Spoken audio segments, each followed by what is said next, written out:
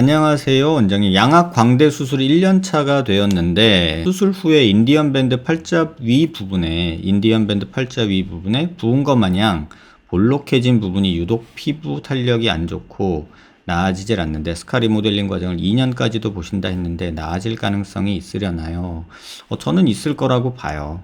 그리고 이 얘기에 대해서 일단 먼저 하나 말씀을 드리면 수술하고 여기가 이렇게 뭉친다 그랬잖아요. 제가 그 광대 수술이나 양악 수술하면 이쪽이 이렇게 뭉친다고. 근데 이거를 가지고 이제 환자분들이 부었다, 볼쳐졌다, 뭐 이런 얘기들을 많이 하셔요. 또 이 광대 쪽이나 여기에 수술했을 때 워낙에 있던 인디안 밴드 주름이 굉장히 진해지거든요.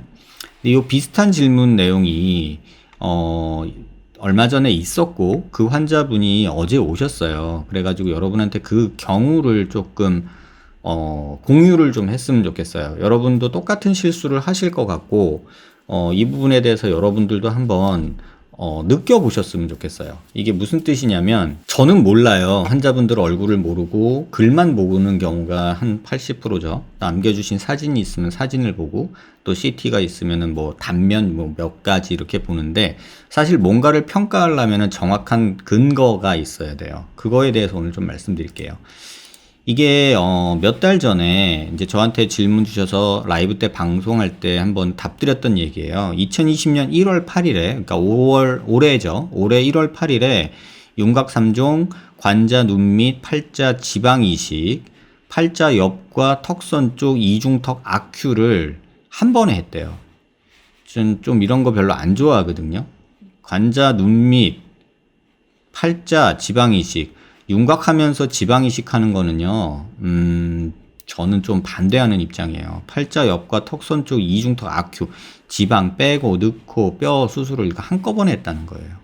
이거는 저는 조금 반대예요. 병원 입장에선 이게 좋아요. 왜냐면 한 방에 돈을 땡길 수 있고 환자가 도망 안 가니까 약간 이런 느낌이 있어서 좋은데 어쨌든 간에 현재 5개월 지나서 6개월 바라보고 있어요. 근데 양 볼 쪽에 높이가 다른 모양으로 페임 같은 선이 생겼다는 것입니다. 수술 전에는 없었는데. 그래서 경계선과 부해 보임 때문에 대인기피증까지 생겼다고 말씀을 주셨고, 그래서 이분한테 제가 그런 말씀을 드렸죠. 다른 거 아무것도 하지 말고 뭐 충격파니 흉살주사니 뭐 이런 거 어쩌고 저쩌고 하지 말고 그냥 고주파만 열심히 해라. 근 한두 달 전에 라이브 할 때 제가 꼭 그렇게 말씀을 드렸어요. 그랬는데 그분 남겨주신 사진 보면 이게 수술 전이고요. 이랬는데 수술하고 나서 이렇게 된 거죠. 얼마나 스트레스 받겠어요. 그죠?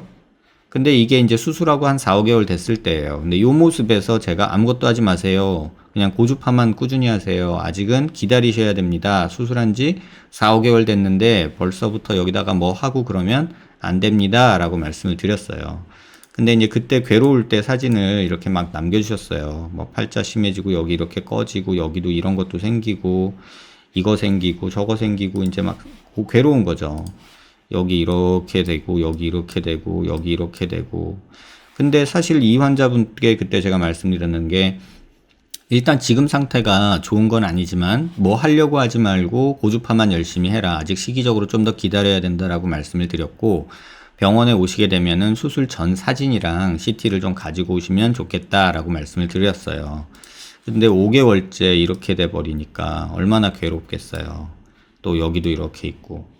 그래서 이 환자분한테 이제 그때 고주파만 하라고 말씀을 드렸고 환자분이 병원에 오셨어요. 얼마 전에, 며칠 전에. 그래가지고 수술 전 사진하고 수술 후 사진을 제가 보게 됐죠. 이게 수술 전 사진이에요. 지금 보면 여기도 이렇게 줄이 가고 여기 꺼져 있고요. 수술 후에도 여기도 살짝 있고 여기도 살짝 있어요. 근데 사실 그 차이가 그렇게 많이 심한 정도는 아니에요. 뭐 없던 게 생겼다라고 말할 정도는 아니에요. 이 사진은 메이크업을 한 상태고 요건 메이크업을 조금 해놨지만 제 병원 조명 자체가 이렇게 얼굴 그 윤곽 드러나게 찍는 조명을 저는 쓰거든요. 그래서 이렇게 뽀사시하게 나오면 잘 안 보일 수 있지만 여기 꺼진 거랑 여기는 그때도 있었고 수술 전에도 있었고 수술 후에도 있는데 큰 차이는 없어요. 물론 몇 달 전에는 굉장히 심했죠. 그래서 사선으로 한번 보면 이게 수술 전인데 수술 전에도 여기 보면 이렇게 있고 이렇게 있어요. 근데 수술 후에 오히려 여기는 좀 좋아졌고 여기는 오히려 이때나 별반 차이 없고 여기는 살짝 부은 느낌이 아직 보이죠. 또 턱 자르면서 이렇게 이중턱이 오히려 생긴 게 보이죠. 제가 이 환자 보면서 되게 안타까웠던 게 뭐냐면 이 환자분이 병원에 오셔서요. 제가 이 사진을 이렇게 딱 보여드렸어요. 그랬더니 환자분이 어느 게 심해요? 라고 제가 물었어요. 수술 전이 심해요? 수술 후가 심해요? 그랬더니 본인이 사진을 보고서도 당황하시더라고요. 수술 전에도 있었네? 수술 전에보다 지금이 오히려 좀 더 나은 것 같이 보이네? 이런 느낌을 가지고 환자분이 당황하셔서 가셨어요. 물론 이때는 굉장히 심했고 여기서 여기까지 오는데 이게 한 7월, 6월이었으니까 한 서너 달도 흘렀죠. 한 두세 달 흘렀을 거예요. 그러니까 훨씬 좋아지긴 했잖아요. 분명히. 여기 불룩하던 게 많이 들어갔잖아요. 이게 이제 흉살이 스카 리모델링이라고 하는 거고 이게 좋아지는 거거든요. 근데 요걸 못 기다려요, 사람들이. 요 과정을 못 기다리고 요때 막 미치겠는 거예요. 막 영상 보고 인터넷 뒤지면 앞서 말한 대로 뭐 충격파 수술이니 흉살 주사니 뭐 한의원 가서 침 맞고 이제 막 이런 일들이 시작이 되는 거죠. 그래서 제가 왜 이거를 오늘 보여드리냐면 객관적으로 판단을 하려면 전과 후를 명확히 봐야 돼요.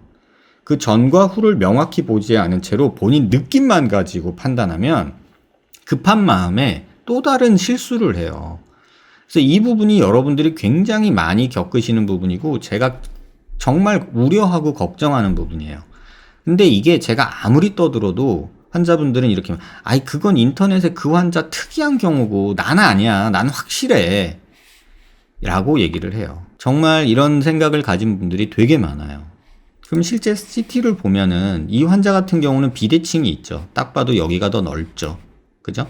근데 수술하고 나서 조금 좋아졌어요. 그리고 사각턱도 좀 잘리면서 좋아졌고 체부 쪽에 여기 비대칭도 조금 좋아졌어요. 다만 아쉬운 건 얼굴 중심 라인이 여기서 이렇게 그려졌어야 턱끝 중심이 여기 있어야 되는데 지금 턱끝 중심이 약간 아직도 좀 이쪽으로 틀어져 있어요. 그거 조금 아쉽기는 한데 그래도 이 정도면 수술 괜찮게 됐다라고 말할 수 있는 정도예요. 다만 아쉬운 거는 지금 여기 귀밑각이 이렇게 잘렸는데 귀밑각이 조금 많이 잘렸고 굳이 턱끝 손볼 필요가 없었는데 라는 생각이 전 들어요. 이 턱끝 손 본다고 괜히 티졸골하고 뭐 모으고 뭐 어쩌고 저쩌고 하면서 길이만 짧아져서 오히려 수술 후에 이중턱만 만든 거예요. 그래서 이중턱 만들고 이렇게 뭐 요 정도 갖고서 이제 괴로워하는 거죠. 근데 요 부분 때문에 괴로워했는데 사실 요 부분은 좋아졌는데 이거는 괜히 턱끝 수술에서 망가뜨린 부분이에요. 또 하나는 여기 악큐한다고 괜히 헤집어대는 사람들이 있거든요. 여러분 꼭 기억하세요. 윤곽 수술하고 악큐나 지방 이식은요 같이 하면 안 돼요. 집을 질 때 기둥을 져놓고 붓기가 빠진 다음에 그 다음에 자리 보고 하세요. 제발 부탁인데 윤곽하면서 처질까봐 또는 늘어질까봐 이중턱 걱정돼서 악큐하고 이런 동시에 하시는 분들이 있거든요. 리프팅이나 이런 거 절대 그러지 마세요. 그러면 이도저도 아니고 고생만 하고 흉살만 차는 경우가 굉장히 많아요. 그래서 이 경우도 마찬가지예요. 딱 보면은 괜히 악큐하고 턱끝 건드려 놓고 해서 이중턱만 만든 경우예요. 그래서 요거는 좀 아쉽고 다만 수술 자체가 아주 나쁘게 된 건 아니에요. 그래서 요런 부분에 있어서는 그냥 턱끝은 굳이 손 안 댔어도 됐는데 왜 됐을까? 그냥 사각턱 비대칭이 있으니까 요런 데만 조금 정리해주고 턱끝 중심만 맞춰서 이쪽으로 조금 중심 라인만 이동해 줬으면 좋았을 걸 하는 아쉬움이 저는 있어요. 어쨌든 이 환자의 경우를 보시면서 여러분이 꼭 기억하셔야 되는 게 이게 최종 결과라 생각하고 또는 이 상태에서 뭔가 시술적인 어떤 주사 치료나 침, 뭐 충격파, 악큐, 뭐 리프팅, 실 이런 거 절대 부탁드리는데 하지 마세요. 제발 부탁인데 급한 마음은 알겠어. 불안한 마음도 알겠고 다 알겠는데 그냥 나 죽었다 생각하고 한 1년 기다리면 어떨까 이런 생각이 들고 하나님이 몸을 그렇게 만들어 주셨어요. 적응해서 좋아지게끔. 근데 그 과정을 여러분들이 못 기다리고 인터넷 찾아보는 온갖 뭐 아큐아라고 꼬시지 실르라고 꼬시지 또 그런 병원들이 있잖아요. 그리고 윤곽하면서 우리는 처짐을 방지하기 위해서 실을 같이 한다, 아큐를 같이 한다, 뭐 이런 얘기들이 하염없이 있으니까 이 부분에 대해서 여러분들이 조금은 여유 가지고 기다리실 수 있었으면 하는 바람이 저는 있어요. 그래서 이런 분들의 경험을 여러분이 참고하셔서 조금 기다릴 줄 아는 그런 사람들이 돼줬으면 좋겠다. 왜냐면 이 과정에서 수술한 병원에서는 기다려라 라고 말할 텐데, 그럼 인터넷 보면서 또 저한테 이렇게 매번 질문 주시고 찾아오고 하시는 분들이 너무 많아요. 근데 사실 저도 지치고 환자분도 지치고 이런 상황이 많이 벌어지니까 그러지 않으셨으면 좋겠다라는 거 꼭 말씀드리고요. 이 환자분 3D CT를 보면은 제 CT 음영은 이 굴곡을 더 잘 보이게 하는 음영이고, 이거는 이제 보내주신 수술 전 CT 상황인데, 사실 보면은 여기도 2줄하고 2줄 다 있고요. 여기 늘어진 것도 다 똑같아요, 거의. 이게 수술 전이고 이게 후거든요. 사진에서는 그냥 이게 더 음영이 또렷해서 더 잘 보이게 찍어놔서 그렇지, 사실은 여기 보면 여기도 이렇게 쭉 가는 거 보이시는지 모르겠는데 이렇게 볼이 매달린 게 보일 거예요. 그 다음 입꼬리도 이렇게 늘어진 게 보여요. 그래서 이런 것들을 객관적으로 전후를 비교해야지, 그냥 본인 느낌에 나 그런 거 같아, 나 그렇게 된 거 같아 라는 생각에 너무 괴로워하지 마세요. 그리고 급한 마음에 뭔가를 또 하려고 욕심부리거나 서두르지 마세요. 이건 제가 꼭 부탁드릴게요. 턱끝 전진술 복구가 가능한가요? 이런 질문을 주셨는데, 턱끝 전진술은 그게 상황이 어떻게 되든지 몰라요. 뼈가 뭐 삭제가 많이 됐는지, 뭐 전진만 했는지, 뭘 했는지, 또 연부 조직은 어떻게 늘어졌는지, 처졌는지, 이런 여러 가지 경우의 수가 있거든요. 그래서 복구가 가능한가요? 라고 물어보면 저는 가능하다고 말씀은 드려요. 근데 어느 정도 한계는 있고, 환자분이 받은 수술과 전 상태와 지금 상태가 어떠냐에 따라서 방법은 정말 다르게 다양하게 갈 수 있어요. 그래서 요거는 가능하냐는 단순한 질문에는 가능하다고 답변 드리겠지만, 그 경우나 어떤 방법은 환자마다 케이스마다 너무 다르다는 거 꼭 기억해 주셨으면 좋겠어요. 그리고 가능하면 이런 질문 주실 때 본인 상황 또는 전 상황, CT나 사진 요런 게 있어야 저도 답을 드리지. 예를 들면 암 치료돼요? 그럼 치료될 수 있어요 라고 말씀을 드리는데, 또 그 얘기 듣고 나서 야, 암 정복됐다는데? 이렇게 말씀하시고 다니면 제가 거짓말쟁이가 되잖아요. 암 치료된대 이렇게 말하면 거짓말쟁이가 되잖아요. 왜냐하면 암도 초기암이 있고 말기암이 있고 또 어떤 암이냐에 따라서 굉장히 다양하잖아요. 그런 것들을 다 무시하고 치료돼? 이렇게 OX로 질문 주시면 아마 의학에서 이 OX 질문에 답을 줄 수 있는 사람은 거짓말쟁이거나 아니면은 공부를 좀 덜 했거나 아마 둘 중에 하나일 거라고 저는 생각을 해요. 3년 전쯤에 수면무호흡 개선한다고 수술 받았는데 턱끝 전진술이 같이 했습니다. 그 전에 무턱인지도 몰랐고 컴플렉스도 아니었는데 수술 후에 얼굴에 그림자가 생길 때 아래턱끝 U자로 튀어나온 것처럼 보이고 그래서 아주 이상하다고 생각돼요. 수술한 병원에서 뼈를 버리거나 한 것은 없다고 하는데, 이 부분은요, 제가 지금 이렇게 말씀해 주시면 조금은 참고할 내용을 좀 드릴 수 있을 것 같은데, 제가 무턱 교정이라고 해가지고 제 블로그에서, 유튜브나 블로그에서 한번 확인해 보시겠어요? 제가 항상 말씀드리는데 제 채널에 여기서요, 턱끝 재건이라고 쳐보시면 뭐 요런 경우나 요런 경우, 그래서 턱끝 요거로거든요. 턱끝 재건은 요런 경우 가능은 해요. 근데 지금 정확한 거는 뭐 질문 주신 분이 말씀하셨다시피 확인해 보고 CT 확인하고 그다음에 예전 CT가 있으면 더 좋아요. 그리고 무턱이셔서 수술 받았으면 100% 여기가 꺼져 있을 거예요. 그래서 제가 항상 말씀드리는 오메가 쉐입이라고 제가 말씀을 드리는데, 아마 턱이 이런 식으로 보여지는 느낌이 생기셨을 거고, 옆에서 보면은 이런 식으로 느낌이 좀 있을 거예요. 그래서 요거는 조금 참고하셔서 보셔야 돼요. 지금 환자분도 재건으로 들어갈 것 같아요. 왜냐면 무턱이신 것도 해결을 해야 되지, 꺼진 것도 해결을 해야 되지 해서 아마 쉽지 않을 거라고 봐요. 상태는 무턱인 사람이 앞턱 전진술이나 이런 걸 받으면 이거는 제가 볼 때는 최악이에요. 정말로. 제가 무턱 얘기를 굉장히 많이 하는데 무턱인 분이 턱끝 전진 받으면은 정말 최악인 것 같아요. 이렇게 투탕카멘처럼 여기만 튀어나오고 체부 볼륨 다 없어지고 정말 꼴벌글 사나운 모습이 되는 것 같아요. 그렇게 말씀을 드려도 또 다른 병원 가면 전진하자, 그럼 무호흡도 좋아진다 이렇게 말하는 병원들이 꽤 있어서 이 부분이 계속 이런 환자분들이 생기는 것 같아요. 아무튼 다음 질문으로 넘어갈게요. 원상태로 넣는 거는 가능은 한데 그러면 아마 여기가 또 꺼져 있을 거예요. 그래서 그거는 수술이 의미가 없어요. 그러면 또 그거 해결한다고 수술하게 되고요. 그러게 되면 또 무턱 생기고요. 아마 수술하면서 여기 패이게 될 거고 또 턱살 늘어지게 될 거고 이중턱 생길 수도 있고 여러 가지 문제가 있어요. 한번 병원으로 내원하시면 제가 그 부분에 대해서는 설명드리도록 할게요. 선생님, 저는 안면 윤곽 시술 후 6개월 경과고 아큐 리프트를 진행했는데 아큐 리프트 후 눈을 깜빡일 때마다 입꼬리 한쪽이, 눈 깜빡일 때마다 입꼬리 한쪽이 올라가는 거예요. 신경이 끊어졌다 생기는 과정에 입쪽 근육이랑 신경이랑 붙어버린 건가요? 살을 너무 헤집어서 그런 건가요? 이런 경우에는 어떻게 하죠? 이런 경우 때문에 사실은 아큐를 별로 좋아하진 않아요. 그 이유가 아큐 리프트가 나쁘다는 건 아니에요. 제가 여러분들한테 항상 말씀드리죠. 얼굴에 지방 흡입 웬만하면 하지 마라 라고 얘기하잖아요. 그 이유가 얻어지는 또는 기대되는 효과에 비해서 문제가 생기면 굉장히 약간 좀 심각한 그런 문제가 생기는 경우가 많아요. 그래서 이런 경우도 마찬가지인데 그냥 일반 지방 흡입은 뭉침과 땡김과 막 울퉁불퉁함과 이런 것들이 문제가 되고요.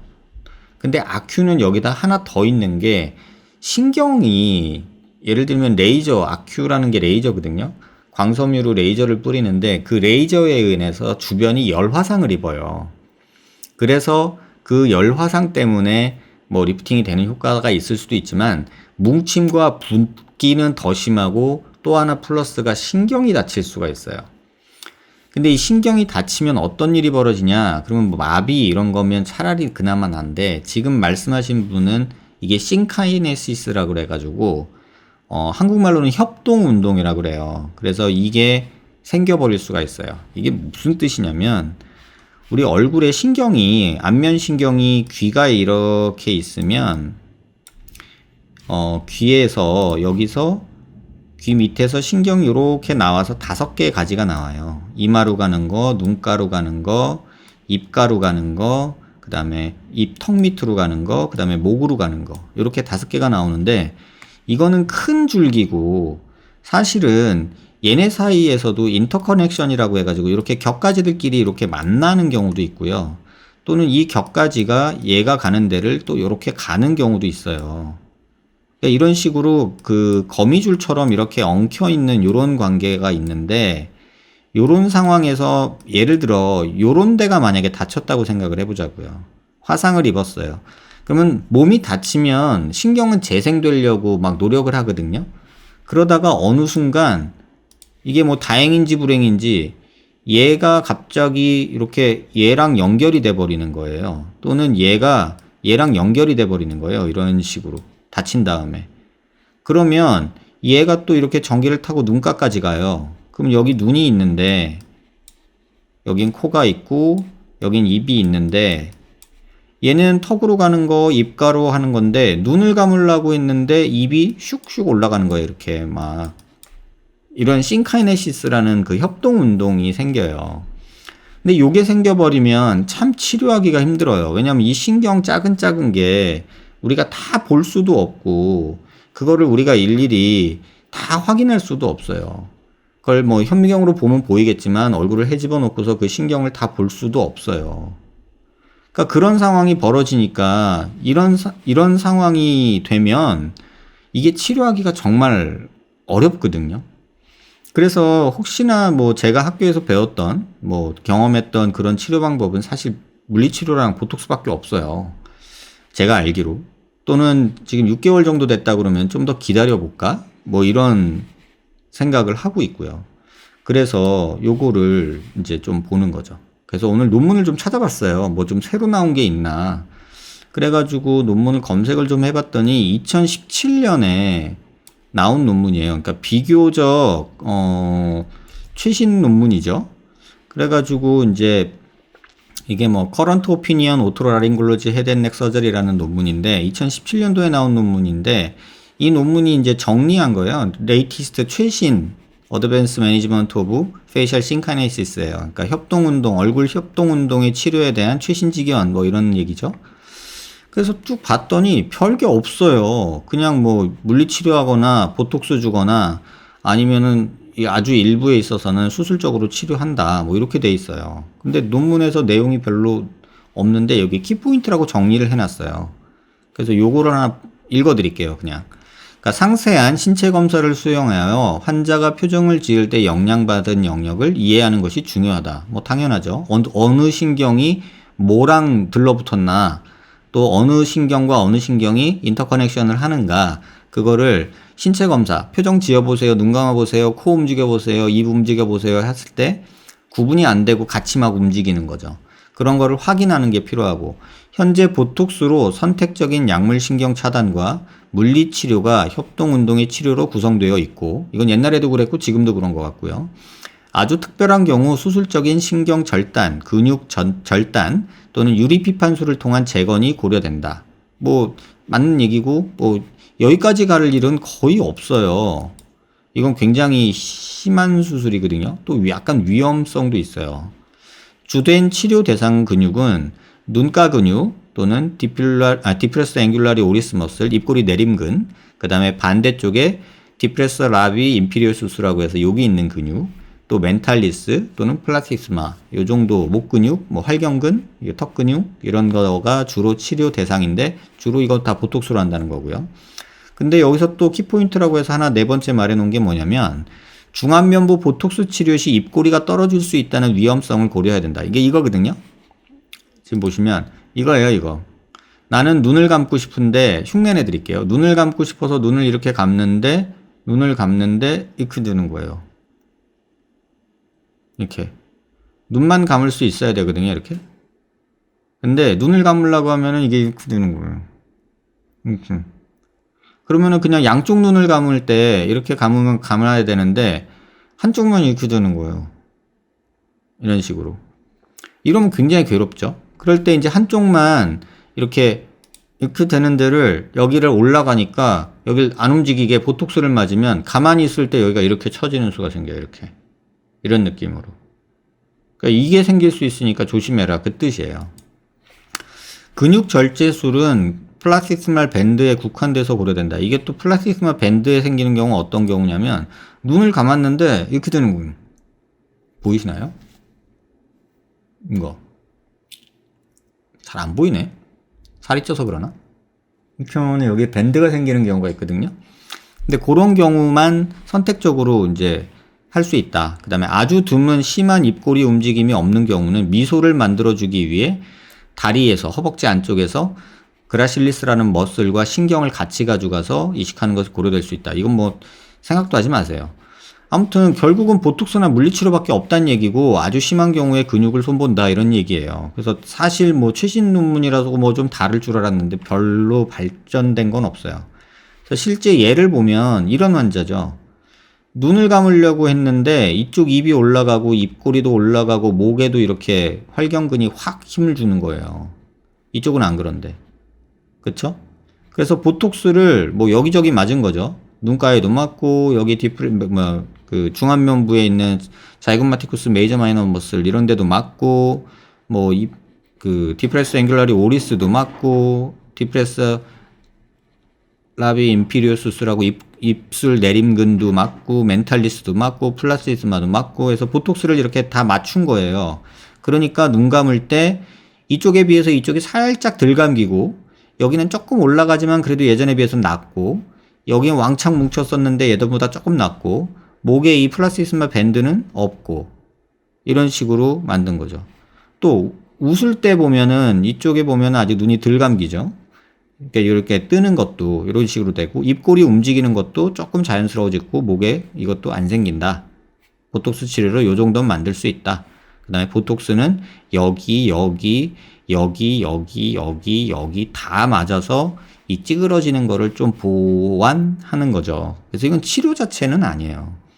그래서 이런 식으로밖에 지금 할 수 없다. 다만 지금 질문 주신 분처럼 6개월이라면 한 1, 2년까지는 전 기다려 보시라 라고 말씀을 드릴 것 같아요. 그래서 지금 필요한 거는 어떤 주사, 침, 뭐 약물 이런 거보다는 본인이 어디가 더 이렇게 되는지 아시잖아요. 그러니까 반대쪽을 쓰는 연습을 하시면서 조금 기다리시는 거를 좀 저는 권해드려요. 그래서 조금 더 기다리시면 조금 더 나아지지 않을까 이런 생각을 해요. 그리고 나서도 정말 너무 생활이 불편할 정도로 찌그러지는 이런 모습이 생긴다면 이런 치료를 고려해 볼 수는 있다. 이렇게 답변을 드릴게요. 누님분 효과가 너무 드라마틱한데 요즘에도 처짐 관리 어떻게 하시는지 궁금하네요. 누님 수술하고서 가끔 봬요. 근데 이제 저도 바쁘고 누님도 바빠서 요새 뭐 딱히 제가 뭐 해드린 게 없어요. 근데 막 살이 쪘다 빠졌다 맨날 바뀌고, 엊그저께 잠깐 병원에 왔었는데 보니까는 이제 또 살짝 뭘 좀 해줘야 되나? 그러니까 지방이 살이 빠지면 얼굴에 살이 빠지는 편이라 얼굴에 지방 좀 넣어줘야 되나? 이런 생각을 하고 있어요.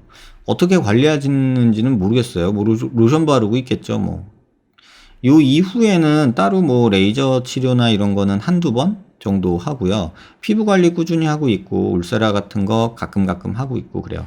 누님 같은 경우는 피부가 너무 얇아가지고 뭘 해도 이렇게 눈에 확 띄지 않는 약간 그런 느낌이 있어요. 원장님 턱끝 전진술 했는데요. 턱이 조금 짧아진 느낌이 있어서 수술한 병원 말고 타 병원 갔더니 이미지가 앞턱을 넓힐 필요는 없어 보인다고 턱의 수직 길이만 2mm 정도 늘리면서 측면에서 45도 아래 방향으로 조금 더 나오게 하면 좋을 것 같다고 하셨는데 이게 뭔 말이죠? 자 보세요.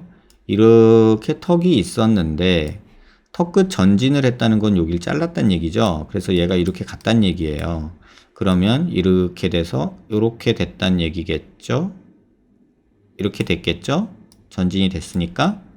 그런데 수술한 병원 말고 타 병원 갔더니 턱의 수직 길이만 넓힐 필요는 없고 수직 길이만 2mm 정도 늘리면서 2mm 늘리면서 측면에서 45도 방향으로 조금 나오게 하면 좋을 것 같다. 뭐 이렇게 나오게 하면 좋을 것 같다. 이렇게 얘기하신 것 같아요. 근데 이렇게 전진이 되면 대부분의 턱이 어떻게 되는지 보여드릴게요. 이런 턱이 있는데 예를 들면 턱끝 전진을 했어요. 그러면 이 턱은 수술 후에 아마 이런 식으로 돼 있을 거예요. 그래서 여기가 조금 비는 게 일반적인데 만약에 이게 필요 없다 그래서 이렇게 한다 라고 하신 거면 뭐 나쁜 방식은 아니에요. 근데 이런 게 있는지 없는지 확인은 꼭 필요해요. 요게 확인이 CT로 꼭 확인하고 가야 될 부분이지 뭐 말로 이렇고 저렇고 할 내용은 아닌 것 같아요. 글만 보면 솔직히 이런 방법도 나쁘진 않을 수 있죠. 근데 환자분 상태를 모르니까 이게 옳다, 그르다 라고 말하기는 어려워요. 턱끝에 보형물을 넣고 근데 이 상태에서 턱끝에 보형물을 넣고 여기에 지방 이식을 한다는데 이거는 저는 반대예요. 그러니까 이렇게 하는 데 있어서 턱끝에 보형물을 넣으면요 뭐 이런 식으로 들어가고 여기 지방 넣자, 여기 입술이 이렇게 있으니까 여기 지방 넣자 이런 얘기 하신 것 같은데 저는 이건 좀 반대예요. 이 얘기 하는 거 보면은 기본적으로 환자분은 무턱이셨고요. 무턱이신 상태에서 이런 식으로 해결하면은 여기 투탕카멘 느낌이 생겨요. 턱선이 이런 느낌이 생겨요.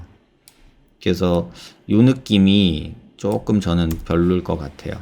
참고하시고요. 물론 정확하지는 않지만 환자분 CT를 본다면 요거는 생각해 봐야 될 거예요. 그건 꼭 기억하시고요. 보형물로 보완하는 거 나쁘지 않아요. 저도 보형물로 보완을 하고 있고요. 근데 기성 보형물로 이렇게 하는 것보다는 이렇게 메꿔주면서 가는 게 맞지 않나 저는 그렇게 생각을 합니다. 그래서 뭐 저도 이렇게 하고는 있지만 방식이 좀 달라요. 그래서 이런 방식이 옳고 그르냐 뭐 좋냐 나쁘냐 이런 얘기 하시기보다는 지금 상태에 대한 정확한 진단을 받으세요. 그게 훨씬 중요해요. 수술 방법이 맞냐 틀리냐 옳으냐 그르냐 좋냐 나쁘냐 이런 거보다 환자분한테 필요한 거는 지금 상태가 정확히 뭐냐가 중요한 것 같아요. 진단은 인터넷에서 하고 수술 방법만 병원 가서 가격 흥정하는 거 전 절대 반대합니다, 여러분. 인터넷 보고 저같이 뭐 메일 보내고 이렇게 쪽지 보내고 뭐 댓글 달고 해가지고 대충 들은 지식으로 본인이 진단하고 수술 방법 정한 다음에 병원 다니면서 수술 방법하고 수술비만 물어보러 다니는 분들이 있거든요. 그거 나 잡아드세요 하고서 광고하고 다니는 거고요. 그게 문제를 만들면 그때는 원망밖에 안 생겨요. 진단을 받으세요, 여러분. 제발 부탁인데. 진단. 선생님 질문 드립니다. 혹시 광대 축소로 인해서 한쪽 축두근이 압박되어 이로 인해 얼굴 비대칭이 올 수 있을까요? 이렇게 질문하시면 저는 절대 그럴 일이 없습니다 라고 말씀을 드릴 것 같아요. 뭐 후천적으로 수술해서 얼굴이 비대칭이 온다? 이거 굉장히 힘든 얘기예요. 그래서 이런 생각을 할 수는 있어요. 근데 아까도 말씀드렸지만 수술 전 모습을 보면 그 비대칭은 옛날부터 있었을 거라고 저는 90% 이상 확신해요.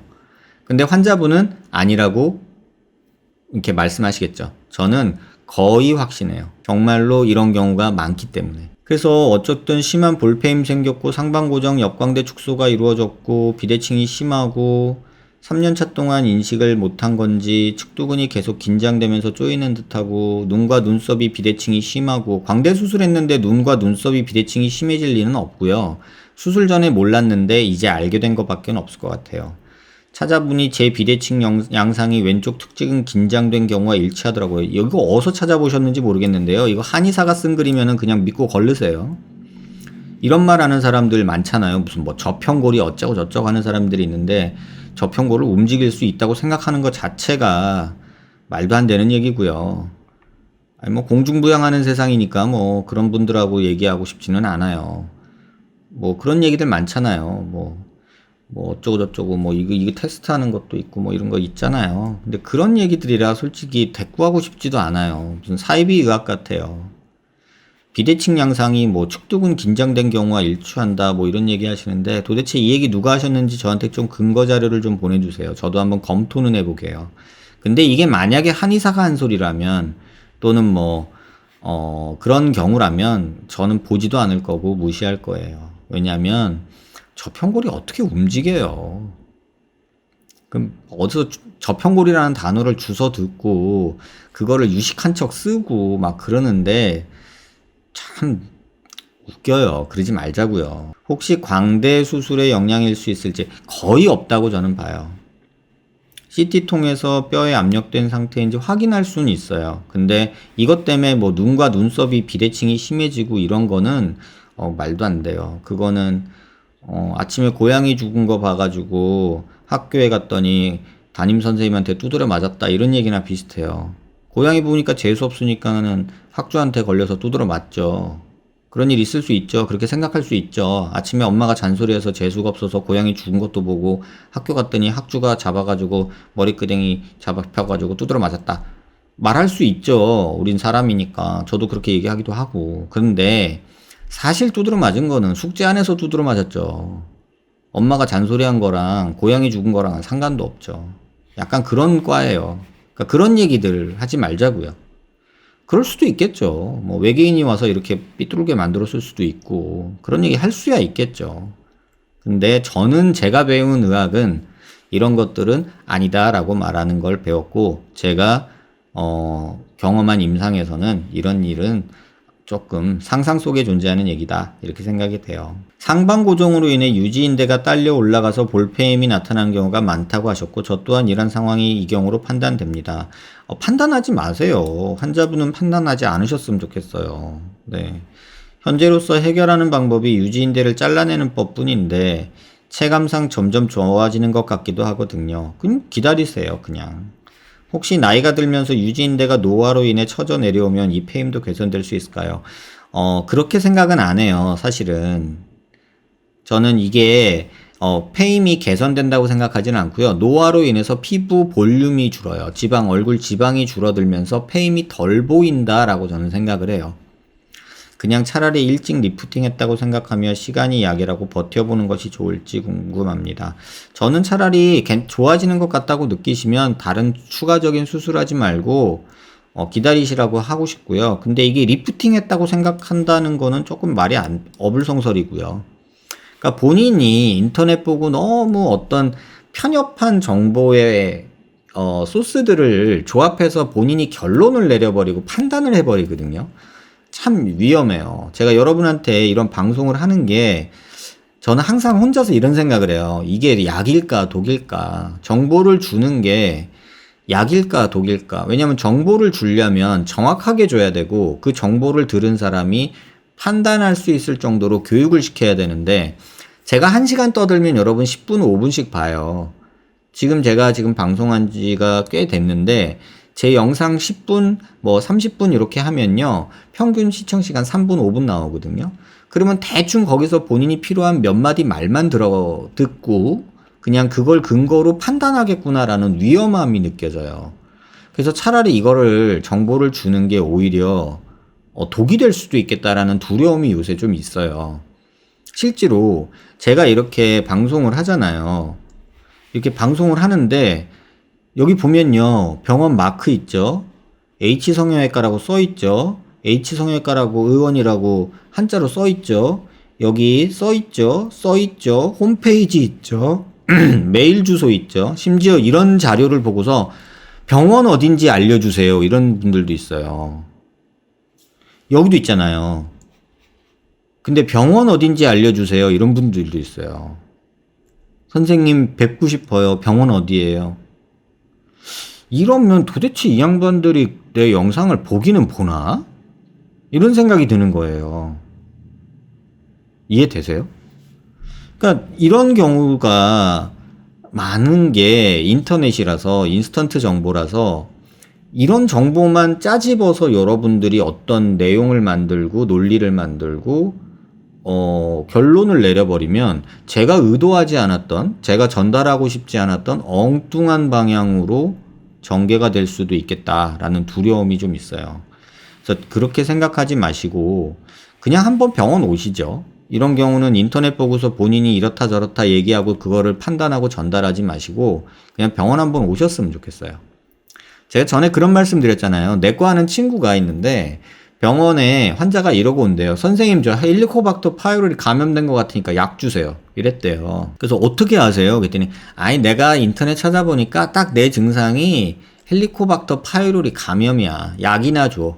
그랬대요. 근데 저희 친구가 아니 그래도 그거 진단하려면 내시경 해가지고 그 헬리코박터 파이로리 검사하는 거 하셔야 됩니다. 그래야지 약을 드려도 보험으로 나갈 수 있습니다. 라고 했대요. 그랬더니 이 양반이 돈 벌려고 나한테 내시경 시키려고 그러네. 내가 인터넷 봤다니까. 나 딱 그거라니까. 이렇게 얘기를 하더래요. 지금 우리 그런 세상에 살고 있어요. 그래서 여러분이 인터넷을 보고 검색을 하고 진단을 하는 오류를 범하지 마세요. 의학이 그렇게 간단한 인터넷 보고 몇 마디 듣고 판단할 수 있는 영역이었으면 저도 좋겠는데 그렇지 못해요. 나이 50 가까이 먹어가면서도 지금도 논문 찾아보고 공부해야 돼요. 그러니 여러분들도 너무 그렇게 단순한 인터넷 지식과 광고 글에 너무 노출되셔서 셀프 진단하는 그런 우를 범하지는 마시길 꼭 부탁드릴게요. 이중턱 지방흡입은 여러 번 해도 처지는 부작용이 없는지 궁금합니다. 저는 이 말 듣고서 깜짝 놀랐어요. 이중턱 지방흡입을 왜 여러 번 해요? 한 번 하고 끝내야죠. 한 번 해서 잘못했으면 2번 하고 끝내야죠. 뭐 심심하면 하는 게 지방 흡입인가요? 뭐 이식이야 여러 번 할 수 있다 쳐요. 근데 흡입은 내가 지방 여기에 10개가 갖고 있는데 내가 한 6개는 빼고 싶어. 근데 한 번씩 2개씩 빼서 3번에 나눠 빼고 이런 짓 하는 거 아니에요. 한 번에 제대로 빼고 마는 거죠. 근데 이거를 이렇게 생각한다는 것 자체가 저는 의아했거든요. 지방흡입을 하는 주사바늘, 관을 턱 밑에 들어가서 수술 시 이것 또한 박리되는 거예요. 박리되는 거고 땡기미는 필수죠. 왜냐면 살이 떨어졌다 붙어야 되는데 그럼 땡기미를 해줘야 붙죠. 안 그러면 여기서 구겨지고 뭉쳐요. 절대 여러 번 하지 마세요, 여러분. 한 번 내지 한 번 해서 잘못했으면 2번째는 정말 잘해서 성의 있게 해주시는 선생님 만나서 한 번에 끝내세요. 제가 이중턱 지방흡입을 되게 좋아했거든요. 근데 최근엔 잘 안 해요. 그 이유는 그냥 다른 데서 하도 막 덤핑 치면서 막 꼬셔대면서 하는 것 같아서 별로 제가 권하지는 않아요. 근데 제가 하면요, 저는 그냥 턱 밑에 지방을 거의 안 남기고 싹 달라붙여요. 그래서 그러니까 꼼꼼하게 성의 있게 해주는 게 중요하지, 뭐 아큐로 하네 뭐래 하네 이거 중요한 것 같지 않아요. 저도 아큐 한 4, 5년 썼거든요. 근데 이제는 아큐 안 써요. 왜냐면 득보다 실이 많은 것 같아요. 굳이 메리트가 없다, 이런 생각이 저는 들어요. 그래서 이거 여러 번 하지 않는다, 가능하면 한두 번에 끝내라 라고 꼭 얘기 드릴게요. 가능하면 한 번에 해라 라고 말씀드릴게요. 제대로 성의 있게 해주실 선생님을 찾으세요. 정 못 찾겠으시면 그냥 저한테 오시던가요. 그게 맞을 것 같아요. 어렸을 때 부딪혀서 오른쪽 밑입술, 입꼬리 쪽에 입술이 피가 많이 났었는데 그 상처가 하얀색으로 남고 그것 때문에 입술이 비대칭이 됐고 말할 때 비대칭, 웃을 때도 비대칭이에요. 정말 스트레스 받아서. 항상 말할 때마다 신경 쓰고 웃을 때도 신경 써서 웃어요. 이럴 때는 어떻게 해야 될까요, 선생님? 지금 여기 말씀하시는 것 같아요. 지금 여기 보면 약간 하얀 데 있죠. 근데 그냥 이거는 뭐 어렵게 생각하지 마시고요. 여기가 살짝 이렇게 꺼져서 그렇거든요. 그래서 여기만 살짝 필러 맞으세요. 살짝 필러 맞아서 여기 정도 되게 살짝만 도톰하게 되면 그냥 뭐 크게 티 안 나게 가리고 살 수 있지 않을까 싶어요. 너무 많이 맞지 마시고 살짝만. 어차피 똑같아지는 걸 기대하지 마시고요.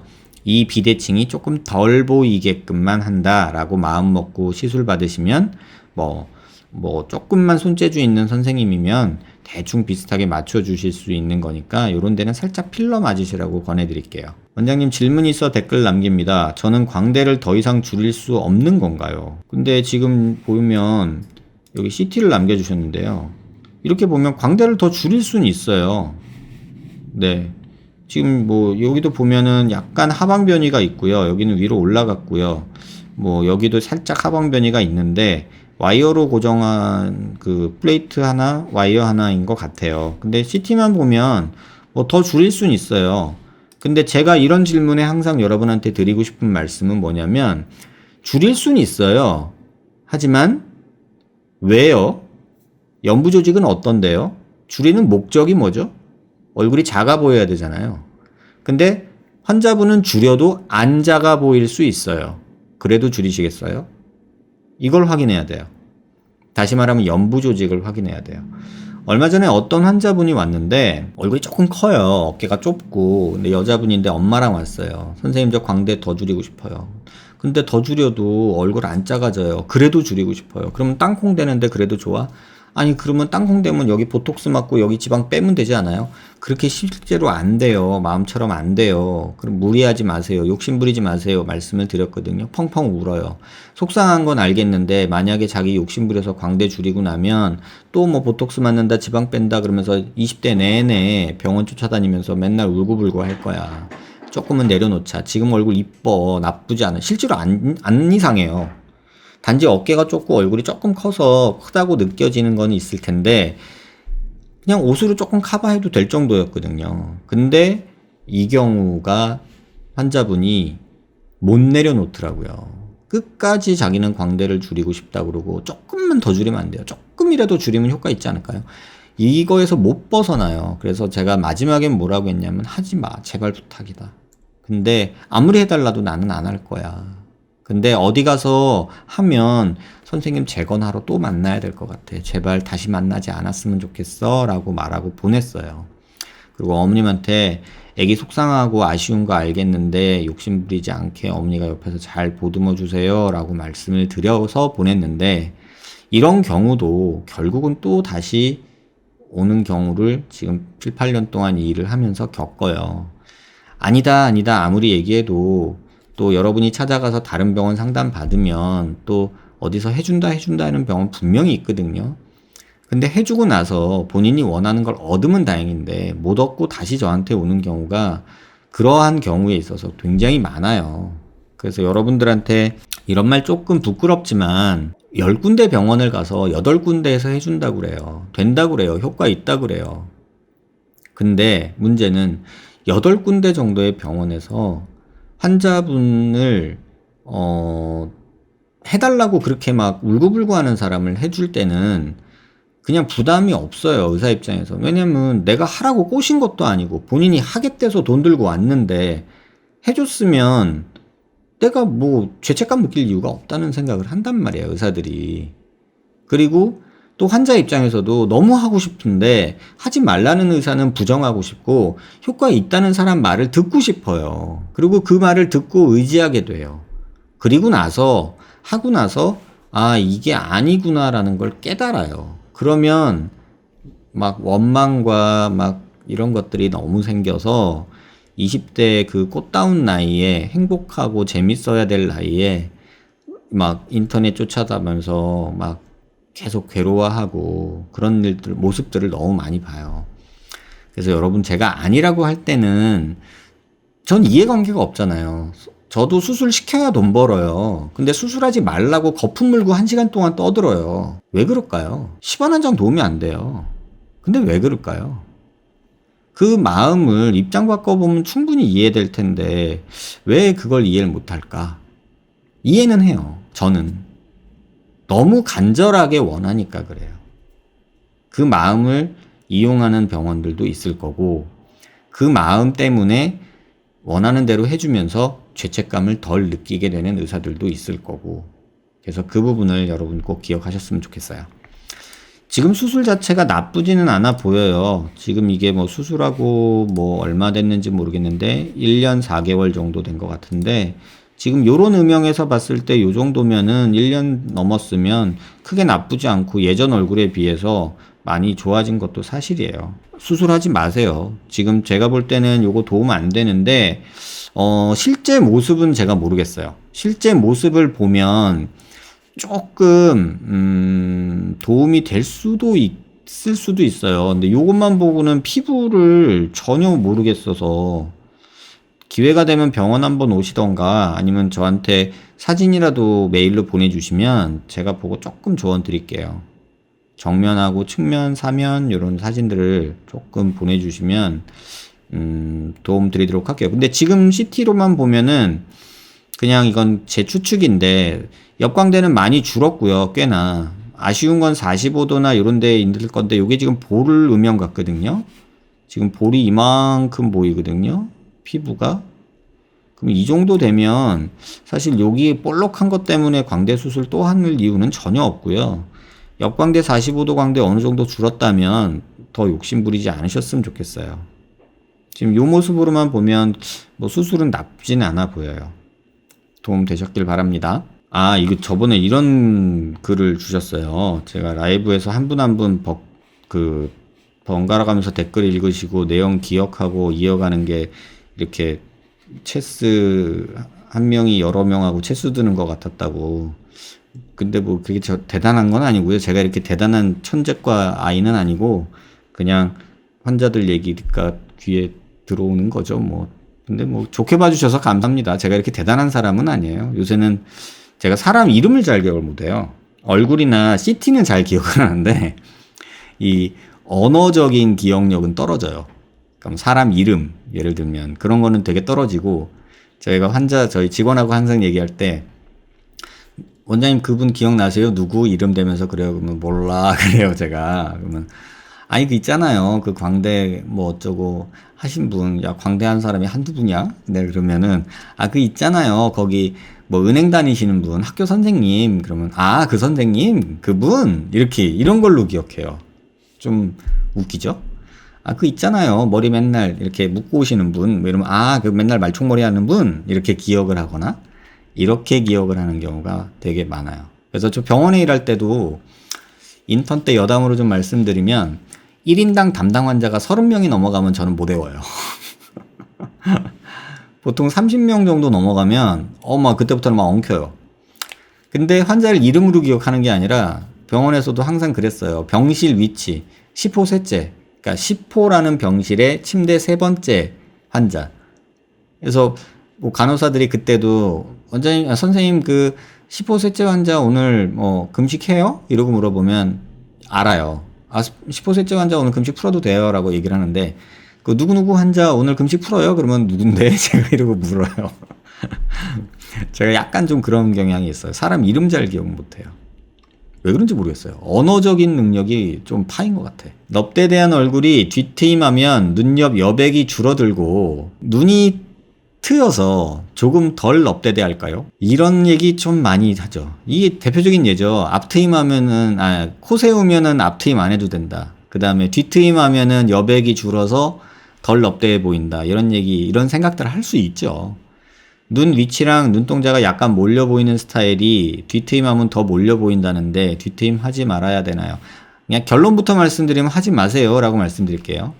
눈 사이 몰리면 몽고주름만 제거하는 자리 앞트임이나 뒤트임 권하시는데 누우가 원래 좀 보이고 눈의 미간 간격이 몽고주름 없애지 말라는데 이거 사실 중요한 거 아니에요. 이게 누우가 조금 보이는 거든 뭐든 이거 상관없어요. 몰려 보이는 거랑 이거랑 상관없고요. 라인이 어떻게 가느냐가 더 중요해요. 그래서 뭐 앞트임이든 뒤트임이든 눈이 몰려 보이건 어쩌고 그게 아니고요. 저는 개인적으로 그렇게 생각해요. 그 다음에 뒤트임 한다고 여백이 줄어서 얼굴 작아지지 절대 않고요. 앞트임 한다고 눈이 몰려 보인다. 그런 거는 사실은 앞이 뭐 아주 과하게 됐을 때는 모르겠는데 요새는 그렇게 과하게도 안 하고 라인을 만들기 위해서 앞트임을 해요. 닫혀져 있을 때. 예를 들면 속의 눈이 보통 우리가 눈을 그릴 때 이렇게 그리거든요. 동양 사람 눈은 이런 식으로 그려요. 이렇게 있다고 생각을 해보자고요. 이렇게 그리는데 하나 있는 게 뭐냐면 이걸 몽골리안 슬랜트라고 하는 게 있어요. 몽골리안 슬랜트가 뭐냐면 여기서부터 여기까지 선이 동양 사람들은 이렇게 몽골 사람들처럼 눈 찢어졌다고 하잖아요. 우리 그 얘기예요. 이걸 몽골리안 슬랜트라고 저희가 얘기를 하는데 이런 내용이 있는데 만약에 눈꺼풀이 여기서 이렇게 덮고 있다고 생각해 보세요. 그러면 요만큼이 닫혀 있잖아요. 그러면 여기를 터주는 거 정도는 하는 거예요. 쌍꺼풀을 이 상태에서 만들면 이렇게 만들어지거든요. 그러면 눈매가 이런 식으로 가요. 그럼 진짜 웃기거든요. 제가 가끔 삼아 농담 삼아 환자들한테 하는 말이 도미 눈이라고 그래요. 도미 눈. 도미는 이렇게 생겼죠. 도미는 앞에가 좀 이렇게 넓잖아요. 이렇게 도미 눈. 근데 이런 눈이 도미 눈이에요. 그래서 앞트임을 해야 되는 눈. 근데 이렇게 좀 가느다란 눈, 이거 송사리 눈이라고 우리 보통 얘기하잖아요. 요런 눈이 돼야지 사실은 우리가 조금 맞죠. 그래서 앞트임은 요런 경우에 하는 거고 밑트임은 이 각도를 내리지려고 하는 거예요. 몽골리안 슬랜트 요 각도를 내리려고 하는 게 밑트임이고요. 그 다음에 뒤트임은 여기를 이런 식으로 바꾸려고 하는 거예요. 그래서 보통 뒤트임이랑 밑트임을 같이 하게 되죠. 그럼 몽골리안 슬랜트가 조금 찢어진 게 조금 줄어들고 여기 답답한 게 조금 좋아지는. 그죠? 요런 식으로 해주는 건데 여기서 또 이 그림이 나타날 수밖에 없는 거예요. 이거 제가 예전에 그렸던 그림이죠. 사실 이거 광대 설명하려고 그린 그림인데 자 여기 여백이 넓죠. 그죠? 여기 여백이 넓으니까 눈, 코, 입이 몰려 보이죠. 그럼 도대체 이걸 얼마만큼 찢어야지 이 여백이 덜 보일 거냐는 거예요. 뒤트임 해봤자 여기 요만큼 변해요. 이거 한다고 이 여백이 주나요? 그렇지 않아요, 여러분. 그 다음에 앞트임이라는 거는 여기서 요만큼 트이는 거예요. 자, 이 그림에서 이렇게 해놓는다고 눈이 더 몰려 보이나요? 그닥 그렇지 않아요. 그런 경우 물론 있을 수 있어요. 하지만 그렇게 많이 그런 거 아니에요. 이거 광대 설명하려고 그린 그림인데 요렇게 이 여백이 넓은 사람들이 꼭 뒤트임 얘기를 해요. 여기가 여백이 넓으니까 뒤트임을 하면 이 여백이 좁아지면서 얼굴이 작아지지 않을까? 뭐 이런 생각하는 거죠. 그냥 이만큼 틀 수 있으면 모르지. 근데 이렇게 틀 수는 없잖아요. 이 여백을 없앨 만큼. 그러니까 이런 생각은 하지 마시라. 뒤트임 한다고 뭐 여백이 들어서 얼굴이 작아 보이고 이런 건 아니다. 그렇게 기억을 하셨으면 좋겠어요. 안검 내반 수술 하나요? 여기가 전데요. 예. 안검 내반 수술 할 수는 있죠. 뭐 어려운 수술 아니에요. 이중턱 지방은 다이어트 하면 빠지나요? 빠져요, 여러분. 다이어트 하면 이중턱이 실제로 빠져요. 근데 제 경험으로 보면 최소 5kg 이상 빠져야 여기가 변해요. 제 경험으로 보면 5kg 이상 빠져야 이중턱이 조금 줄어요. 그러니까 뭐 2, 3kg 빠진 걸로는 이중턱은 거의 효과 없고 한 10kg 빠지면 이렇게 늘어져 있던 턱이 쑥 달라붙어요. 진짜로. 얼마 전에 그 개그맨 중에 누구 하나 엄청 뺀 사람 있잖아요. 그죠? 그 사람 보세요. 이중턱이었거든요. 근데 턱이 싹 달라붙잖아요. 그걸 보세요. 이게 10kg 이상 되면 이중턱 없어져요, 여러분. 근데 쉽지는 않죠. 10kg라는 숫자가. 턱 및 지방 흡입하고 이식할 수 있는 부분이 있나요? 라고 이제 물어보셨는데, 이식할 수 있는 부분은 없습니다. 왜냐면 흔히 말하는 우리 지방 이식은요, 지방이 탱글탱글하고 아주 예쁜 지방이 있고요. 지방 세포에 대해서 그냥 조금 얘기해 드리면, 복부 지방은요, 현미경으로 보면 지방 세포가 이만해요. 근데 허벅지 지방은 지방 세포가 요만해요. 똑같은 10cc라도 얘는 10개 들어있다면은 얘는 500개 들어있어요. 중요한 건 세포의 개수예요. 근데 턱 밑 지방은 이게 탱글탱글하지도 않고 이식할 만큼 예쁘게 지방이 나오지도 않아요. 그러니까 이런 생각은 하지 마세요. 턱 밑 지방 빼는 거는 거의 뭉개져서 나와요. 그러니까 이 세포 알갱이가 깨져서 나와요. 그래서 이식해봤자 이 세포 안에 들어있는 기름덩이 있거든요. 기름덩이. 그 리피드 드로플릿이라는 우리가 용어를 써요. 지방 방울방울이라고 보통 얘기하는데, 리피드 드로플릿이라는 것들이 이제 지방 덩어리들이 막 있어요. 기름이. 근데 여기는 기름이 조금 있고, 여기 이제 세포핵이 요만하게 붙어 있단 말이에요. 세포핵이나 이런 건 똑같은데, 여기에 노란 지방 들어있는 게 사람마다 다른 거예요. 막 여기 이렇게 막 이렇게 있는데, 이건 기름이에요. 기름 그냥. 그러니까 이거 넣어봤자 이건 기름 넣는 거잖아요. 그러니까는 의미가 없어요. 요 세포가 들어가야 얘가 살거든요. 그러니까 이거 턱 밑 지방은 이식할 수 있는 지방이 아니다. 이렇게 생각하시면 될 것 같아요. 원장님, 턱 수술 후 입꼬리가 내려갔어요. 원인이 무엇인가요? 이 질문 아까 방송 시작하기 전에 누가 주셨던 질문이죠. 제가 이 그림을 항상 여러분한테 보여드리죠. 이게 입꼬리 내림근이거든요. 근데 우리가 윤곽 수술, 턱 수술을 할 때 여기 박리가 일어나죠. 그러니까 근육을 볼 때 중요한 거는 여기 부착 부위, 오리진이 있고요. 여기 인서션이라는 게 있어요. 그러니까 오리진은 고정되어 있다고 그냥 생각하시고요. 어디에 붙었다. 그러니까 얘가 근육이 있으면 수축을 하면 오리진 쪽으로 이렇게 오는 거예요. 이렇게 보시면 돼요.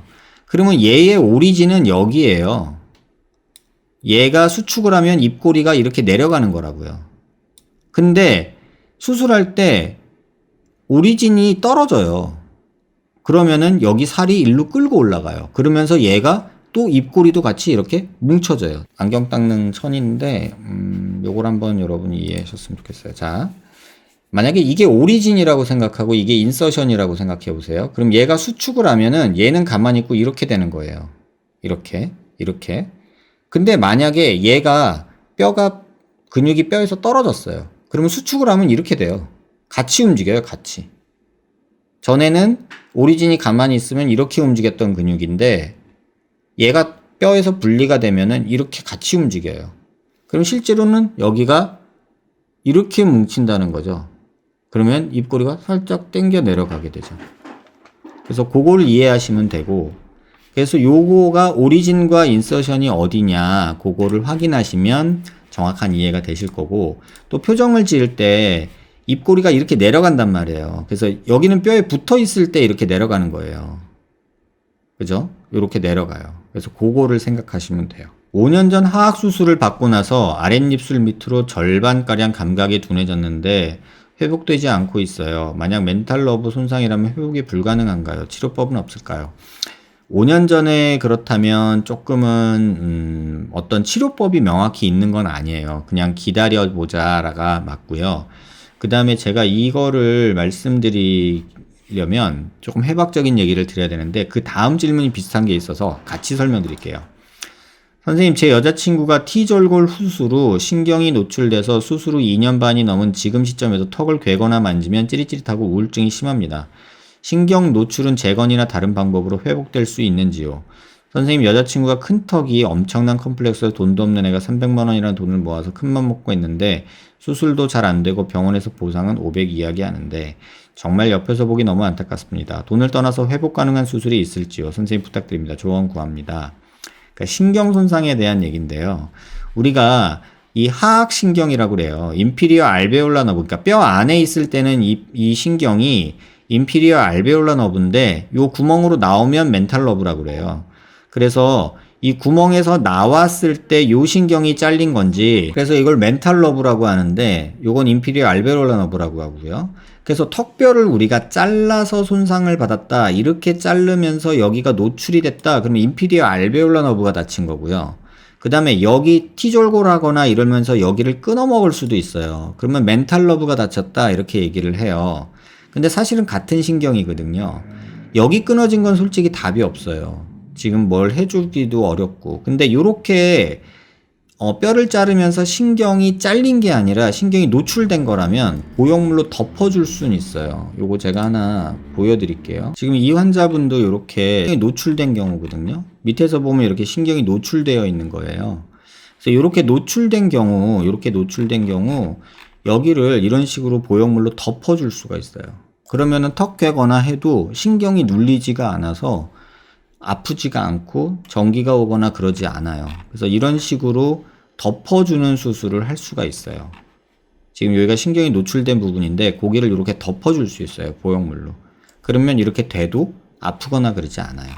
그러니까 이런 방법이 있다. 그렇게만 알고 계시면 되고, 자세한 내용은 제가 링크 남겨놓을 테니까요. 보시기 바라고요. 가능은 하다. 그렇게 아시면 되고, 또 하나가 있는 게 이 안쪽에서 다치는 경우도 가끔 있거든요.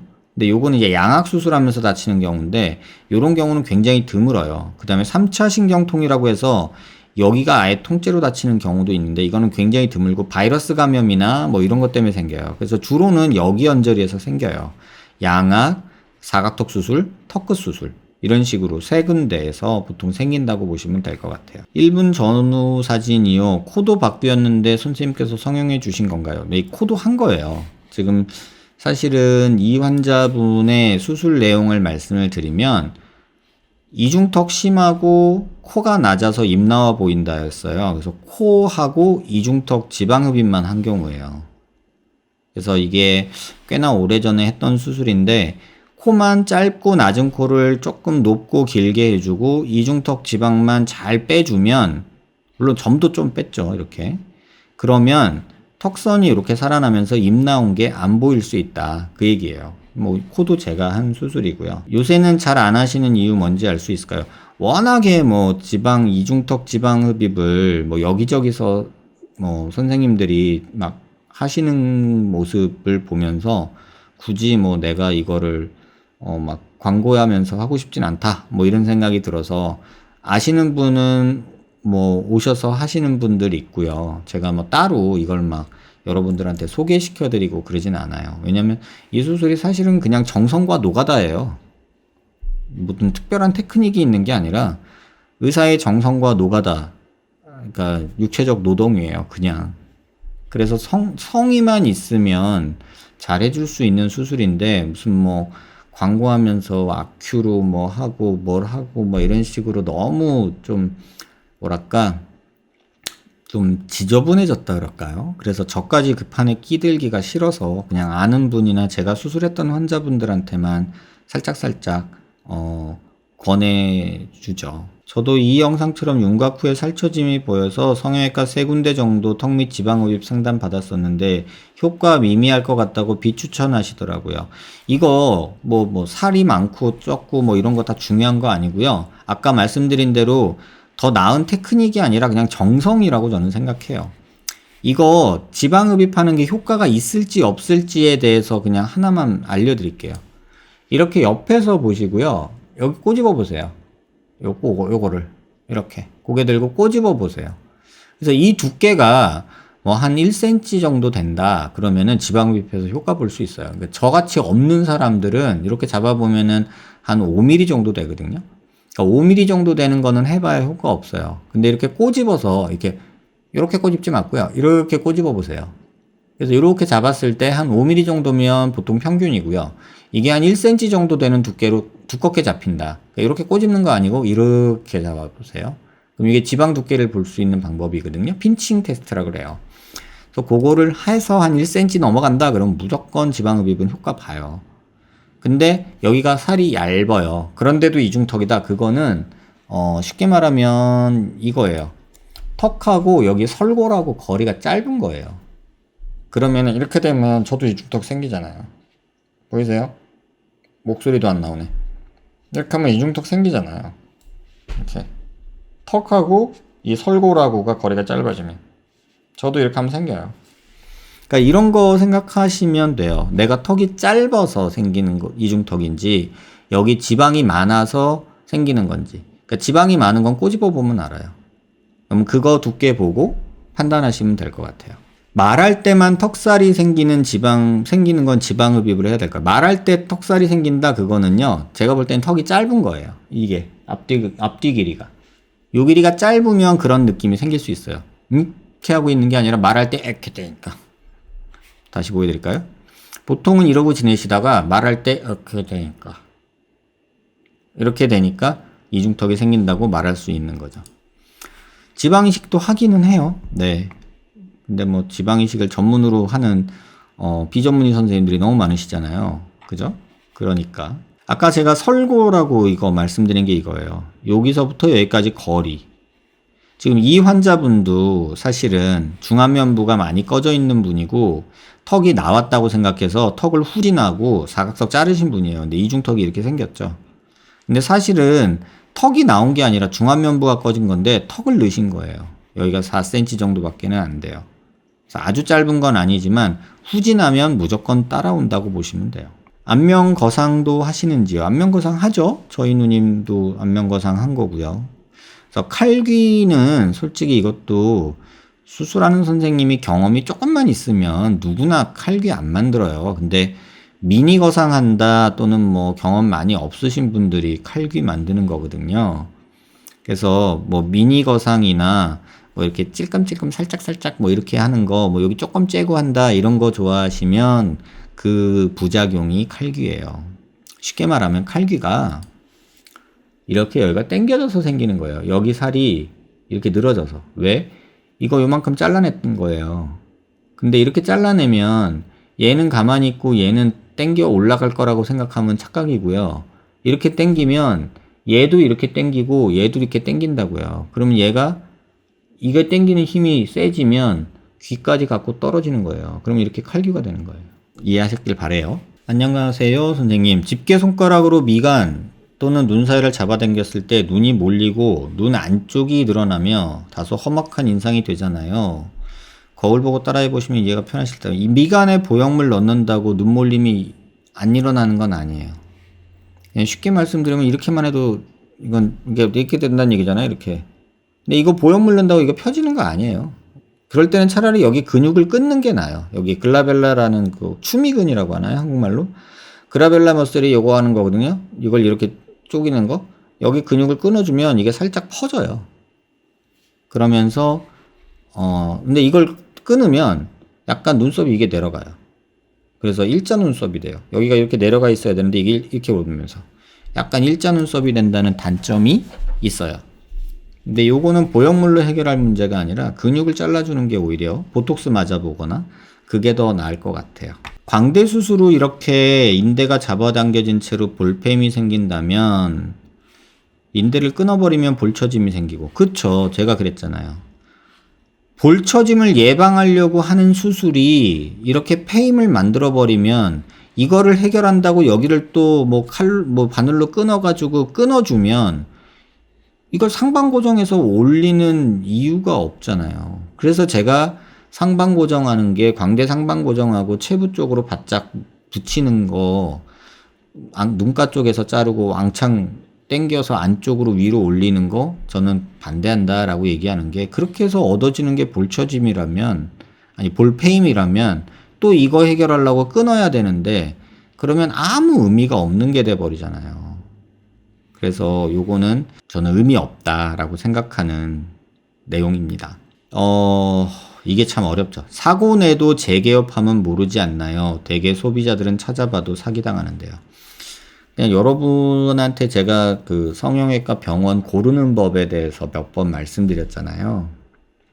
첫 번째, 성형외과 전문의인지 확인해 보세요. 이거 확인하는 방법은 되게 쉬워요. 뭐냐면 성형외과 사이트 가시면 돼요. 네이버에 성형 코리아라고 치세요. 코리아 이렇게 그럼 이게 성형외과 의사 전문의 사이트거든요. 여기에요. 그러면은 여기서 성형 3단 검색도 전문 회원 검색이라는 데가 있죠. 그럼 여기서 이름 치면 돼요. 여기다가 백정환. 회원 가입 안 해도 되니까. 검색을 딱 하면 여기 H성형외과라고 나오죠. 그럼 이러면 이제 전문인 거예요. 근데 이름을 쳤는데 안 나와. 그럼 전문의가 아닌 거예요. 일단 그거 하나 확인하시고요. 그 다음에 그 병원 홈페이지에 들어가서 맨 밑에 보시면 이건 저희 병원 홈페이지의 예인데 병원 이름하고요. 주소랑 대표자명과 사업자 등록번호를 쓰게 돼 있어요. 이게 의료법에서 정한 거거든요.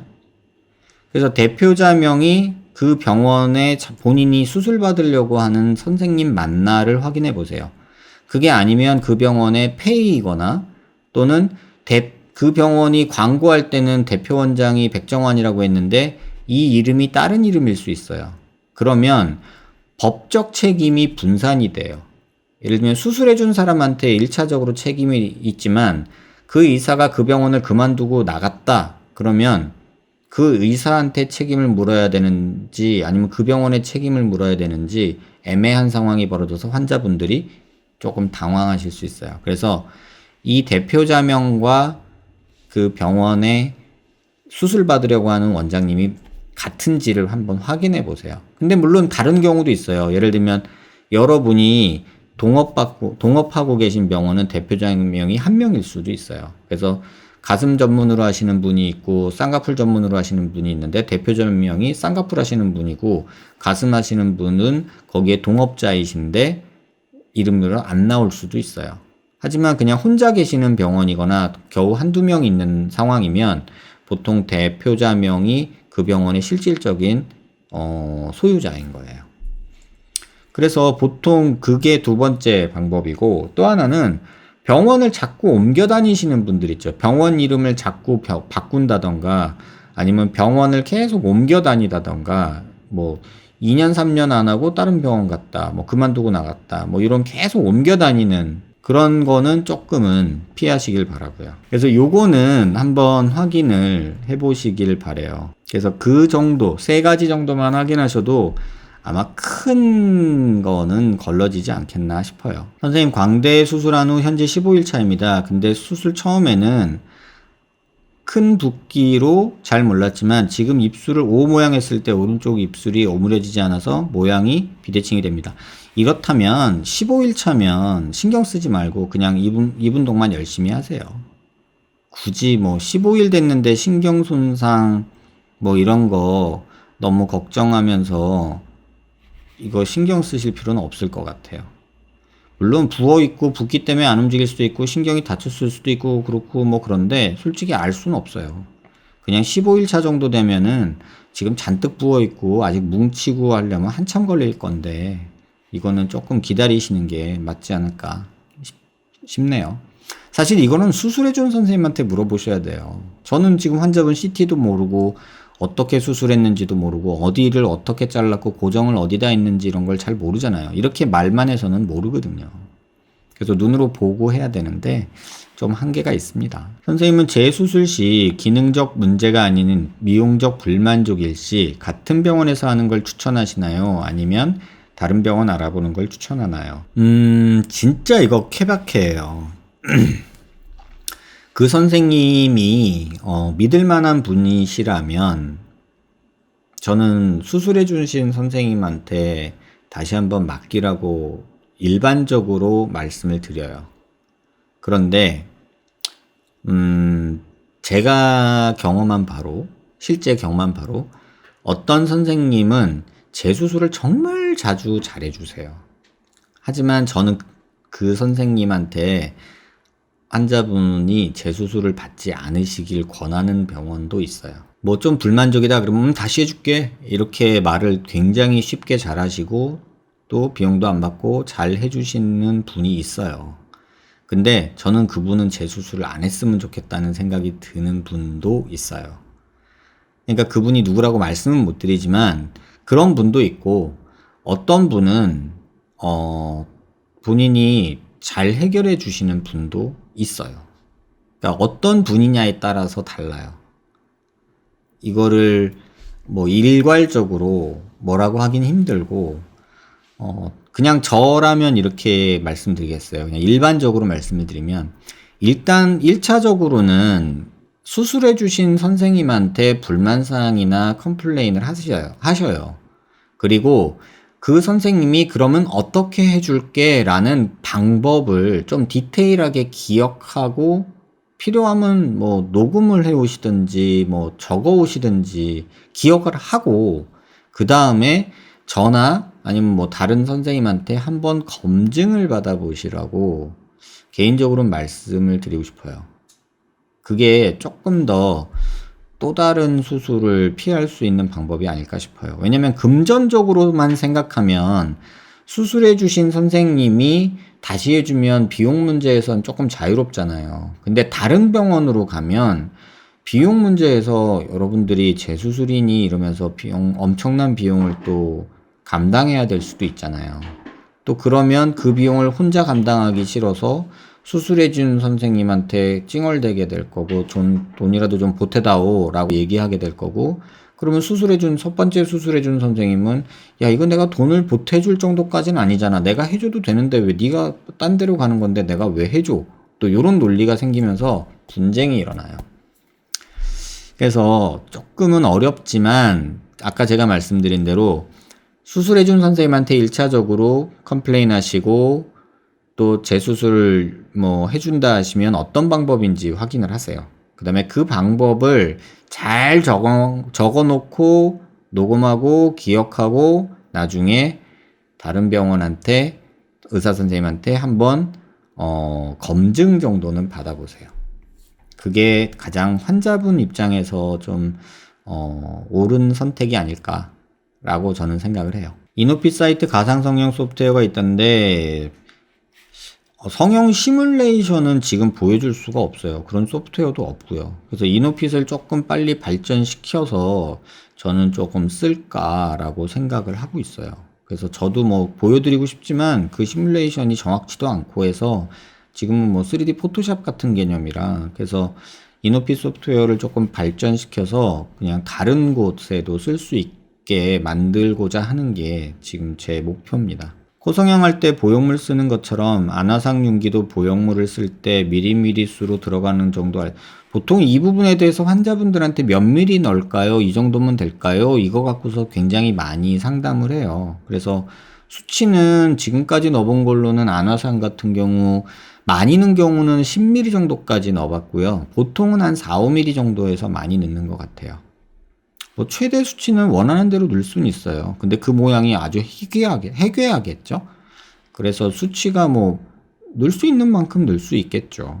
다만 그게 모양이 뭐 예쁠지 아닐지가 문제인 거죠. 뭐. 선생님 안녕하세요. 궁금한 게 있어 질문 남깁니다. 금년 초에 윤곽 수술 문의로 내원한 남자입니다. 비용 문제 때문에 수술은 결국 다른 곳에서 했습니다. 죄송합니다. 뭐 죄송할 건 없고요. 다름이 아니라 제가 수술을 마지막으로 코를 생각하고 있는데, 선생님이 말씀해 주신 집도하시는 이노핏 코성형으로 제가 원하는 코양을 만들 수 있을 것 같은데 이게 가능할지 미리 여쭙고 싶습니다. 제가 원하는 모양은 비골이 자연코처럼 살짝 윤곽져 있는 쉐입, 쉽게 말해 콧대에서 내려온 중간쯤 살짝 매부리 있는 느낌. 만들 수는 있는데 일반적이지 않아요. 콧대 시작 폭은 굵직하게 내려오면서 비골 쪽 부분 살짝 얄쌍하게 뭐 원하는 대로 얼마든지 만들 수 있어요. 근데 그 모양이 일반적이지 않아요. 그리고 본인은 자연스러운데 남들은 해괴해요. 자세한 건 뭐 그렇죠. 뭐 기준에 대한 선생님의 의견을 듣고 싶다면 일반적이지 않고 굉장히 특이하고 굉장히 해괴할 수 있겠다. 본인이 생각하는 게 자연스럽다는 게 사람마다 다르잖아요. 어떤 사람은 뭐 우리 황비용 머리 하고 다니면, 지금 대한민국에서 강남바닥에 황비용 머리 변발하고 다니면 그게 자연스럽지는 않겠죠. 근데 그게 그 시절 그 나라에서, 중국에서는 자연스러운 거였잖아요. 근데 지금 말하는 거를 제가 상상을 해보면 굉장히 특이하겠다. 굉장히 일반적이지 않겠다. 자칫 기괴할 수 있겠다라는 우려가 좀 되는 건 사실이에요. 선생님, 전 6주 전증에 얼굴 지방흡입을 했는데, 그렇게 하지 말라고 해도 하는 사람이 꼭 이렇게 댓글을 달죠. 얼굴 지방흡입 좀 제발 하지 마세요, 여러분. 턱이랑 얼굴 전체가 엄청 당기고 아프고 찢어지는 고통으로 죽다 살아났어요. 지금도 얼굴이 울퉁불퉁하고 땡기고 찌릿찌릿한데 그냥 기다려야 하는 건가요? 고주파 꾸준히 하세요. 다른 거 아무것도 하지 말고 고주파만 집에서든 어디서든 정말 하세요. 이건 정말 얼굴 지읍 좀 하지 마세요, 여러분. 제발. 이거 해가지고 좋아졌다는 사람 못 봤다고 그렇게 말하는데 이런 고생하는 사람만 본 것 같아요, 정말. 어지간하면 하지 마세요. 효과 못 봤다, 고생한다, 그 다음에 뭐 부작용 생겼다, 이거 말고 그냥 좋아졌다는 사람만 한 번도 못 봤어요. 저는 다 효과 못 봤다, 맹꽝이다, 그 다음에 이렇게 땡기고 아프고 찢어지고 괴롭다, 죽다 살아났다, 그 다음에 뭉쳤다, 땡기고 찌릿찌릿하다, 신경 손상 왔다, 뭐 이런 얘기만 잔뜩 들었지, 나 얼굴 지읍하고 완전 갸름해졌잖아, 이런 사람 한 명도 못 봤어요. 유일하게 효과 보는 데가 이중턱이에요. 여긴 건들지 마세요. 제발 부탁해요. 그리고 하지 말고 묻지도 않았으면 좋겠어요. 그렇게 하지 말라는데 왜 하고 물어요? 고주파는 써마지 이런 거 아니고 그냥 싼 거 따뜻하게 해주면 돼요. 온찜질 해준다 생각하고 이렇게 비벼준다. 너무 세게 말고 살살살살. 온찜질 살살 해준다는 느낌으로 고주파 살살 하세요. 그것밖에는 여러분한테 권하고 싶지 않아요. 안녕하세요, 선생님. 여쭤보고 싶은 게 댓글 남깁니다. 저는 11월 중순쯤 양악 수술을 앞두고 있습니다. 주걱턱 3급, 부정경합, 상악, 하악이 서로 다른 쪽으로 돌아갔다는 진단 아래 어쩌고저쩌고 구강암외과에서 수술을 앞두고 있습니다. 수술을 앞두니 여러 고민이 생겼고 선생님 영상들을 보며 고민과 해결에 도움을 많이 받고 있습니다. 감사합니다. 다름이 아니라 10월 22일에 수술해 주실 교수님과 수술 전 면담을 하기로 했는데 그 전에 제가 수술로서 계산되는 점을 설명해야 하는데 그걸 고민하던 중 선생님께 여쭤보고 싶은 게 있어 질문드립니다. 선생님께서 영상의 턱을 움직임에 따라 이중턱이 생길 수 있어 하악 안으로 들어간다면 턱끈을 묶어줘야 이중턱을 예방할 수 있다 했는데 저 같은 경우에도 양악 수술을 하면 턱 밑끈을 묶어야 되지 않을까라고 생각했습니다. 그런데 제 수술을 해주실 선생님 교수님이 묶어주시는 스타일로 수술하는 분이 아니시면 어떻게 해야 될까요? 그냥 물어보세요. 네, 그냥 물어보세요.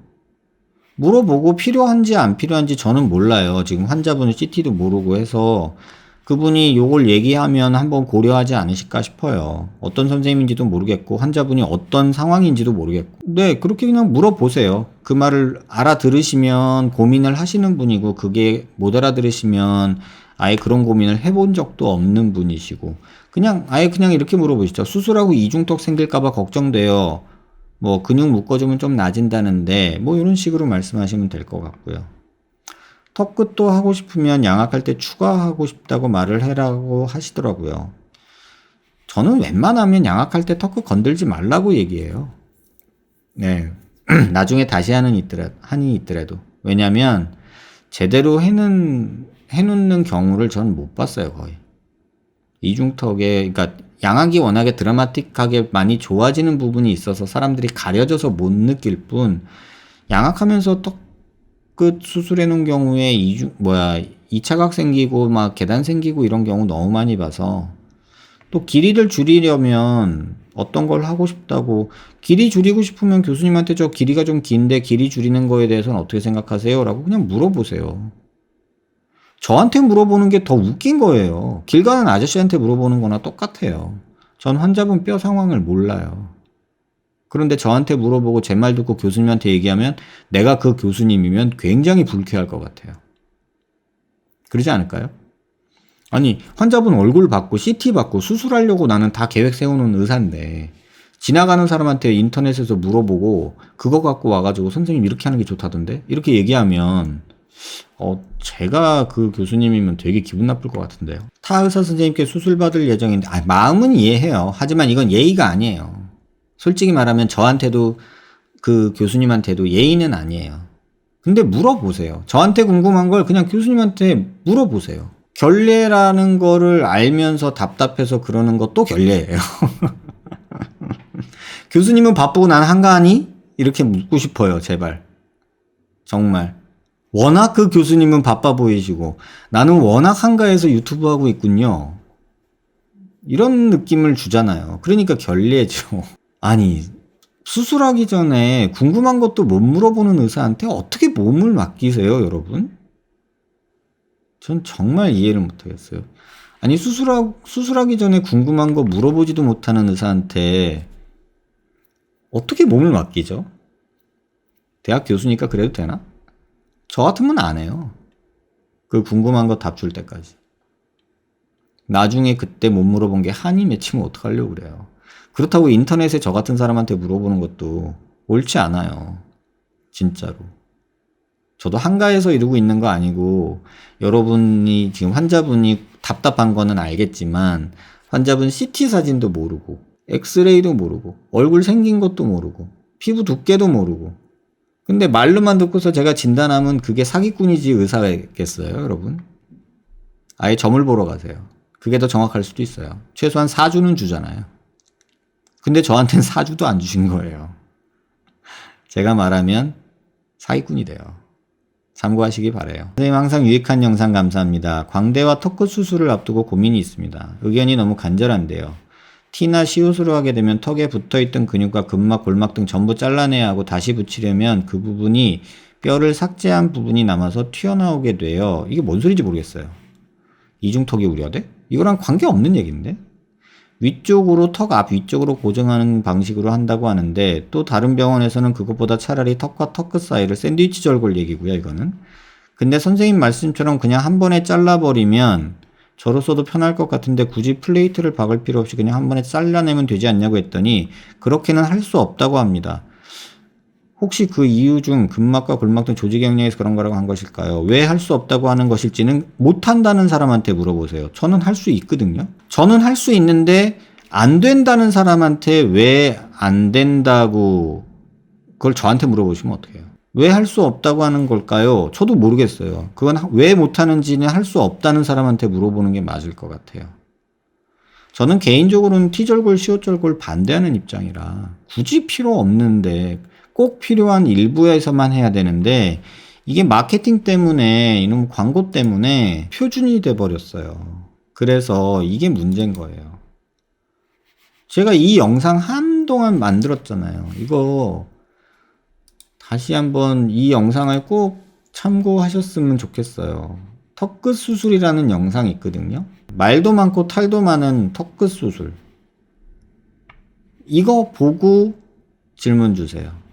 아니, 다 되는데 왜 본인이 안 된다고 얘기하는지 모르겠어요. 못하는 걸 저한테 물어보시면 아나요? 할 수 없다고요. 할 줄 몰라서 그래. 이렇게 말할 수도 없잖아요. 이유가 있지 않을까요? 물어보세요, 한번. 저는 모르겠어요, 그 이유를. 광대도 함께 진행하는 수술을 할 겁니다. 여기 원장님께서는 45도 광대를 절골할 때 본체와 45도 광대를 비스듬히 이등변 삼각형처럼 절골하여 안쪽으로 밀어넣고 고정하고 그 이상의 45도 간격뼈를 이중으로 삭제하지 않으신다고, 아치의 경우 구레나루증에서 살짝 전진한 부분에서 절골하여 안으로 밀어넣고 고정은 안 하는 식으로 비고정으로 방식으로 진행한다고 합니다. 이렇게만 해도 굳이 플레이트 뒤를 고정할 필요 없이 유압이 잘 될 거라고 하시는데, 만약 이렇게 되면 옆광대와 45도 들어간다 해도 뒷광대가 도드라져 보이면 어쩌지 하는 생각이 있네요. 이 부분은 다듬어 달라고 하는 게 맞겠죠? 참 희한하네. 이거 왜 저한테 물어보죠? 45도 아치 쪽을 비고정한다는 것 자체는 거기를 절골을 안 한다는 거예요. 그리고 써놨잖아요. 입안절개로만 하고 구렛나루 절개 안 한대요. 그런데 이걸 어떻게 다듬어요? 여러분, 정말 답답해요, 저는. 인터넷에서 진단하고 수술하는 의사랑 가격 흥정만 하고서 가격 정하고 그 병원에서 수술하려고 그러고 수술 방법만 물어보죠. 여러분. 그러고서는 저한테 그 방법 맞는지 틀리는지, 이렇게 하면 되는지 이렇게 해야 되는지 지금 물어보는 거잖아요. 저 이런 질문에 대해서는 앞으로 답을 안 할까라는 생각도 들어요. 이게 뭐 하자는 건지 모르겠어요. 사랑은 너랑 할게, 근데 결혼은 딴 여자랑 할 거야. 이거 웃기잖아요. 야, 내 결혼할 여자가 이러는 것 같은데 나 이거 결혼해도 되냐라고 사랑하는 남자한테 물어보고 있는 거예요. 이 모순을 어떡할 거예요, 여러분? 마음은 알겠는데 이게 좀 웃기지 않아요? 아니, 전 좀 웃겨요. 이거 답해주고 있는 나도 웃긴 것 같아. 수술을 해줄 선생님은 보면은 얼마나 웃길까? 아니, 전 정말 이해가 안 돼요. 아니, 내가 만약에 수술을 하는 의사면은 제 환자가 인터넷에 이러고 물어보고 다니면요, 저 같으면 수술 안 하거든요. 저는 수술 안 해요. 못 믿겠으면 하지 마. 그냥 그 선생님 찾아가. 저는 그렇게 얘기하거든요. 아니, 본인 몸을 어떻게 맡기는 거예요, 도대체?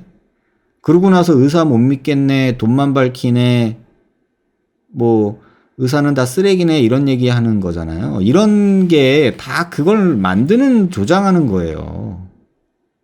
여러분. 아니 이러고서 무슨 뭐 의사들이 어쩌네, 돈만 밝히네, 이런 소리 하는 것도 저는 웃긴 것 같아요. 제발 부탁인데 믿고 맡기실 수 있는 의사 선생님을 찾으세요. 사랑은 너랑 할게, 결혼은 얘랑 할 건데 얘가 이렇다는데, 사랑하는 애한테 야, 내 결혼을 얘랑 할 건데 얘가 이렇거든? 얘 괜찮냐 얘? 내 결혼도 될까? 그러면은 사랑한다고 하는 애는 뭐가 되죠? 이건 그냥 우리끼리 얘기지만 좀 어색하잖아요. 이건 아닌 것 같아요. 안녕하세요. 작년 10월에 광대 재수술 받았는데 요즘 들어 왼쪽 광대가 찌릿하거나 통증이 자주 일어나서 CT 확인했을 때 왼쪽 광대에 단차가 있어 보였는데 90도로 봤을 때는 완벽하게 유합됐다고 생각했는데 아래에서 보니 단차 갭이 보이네요. 6개월 뒤에 성형외과에 내원했을 때 원장님이 핀 제거하는 수술해도 될 정도로 유합이 됐다고 하던데 CT 사진을 보니 단차 갭이 보여서요. 핀 제거에 대해서 어떻게 생각하는지 궁금합니다. 원장님 블로그에 제 CT와 비슷한 옆면 갭은 없어지지만 아래로 봤을 때 단차 있는 사례를 보았는데 이 경우 유합이 되기는 희박한가요? 일단 볼 줄 몰라서 동영상 사진 첨부했습니다. 유합이 잘 되어져 있는지 원장 선생님 유튜브로 보면서 자로 거리도 재보고 명암도 따라해봤는데 정확히 모르겠습니다.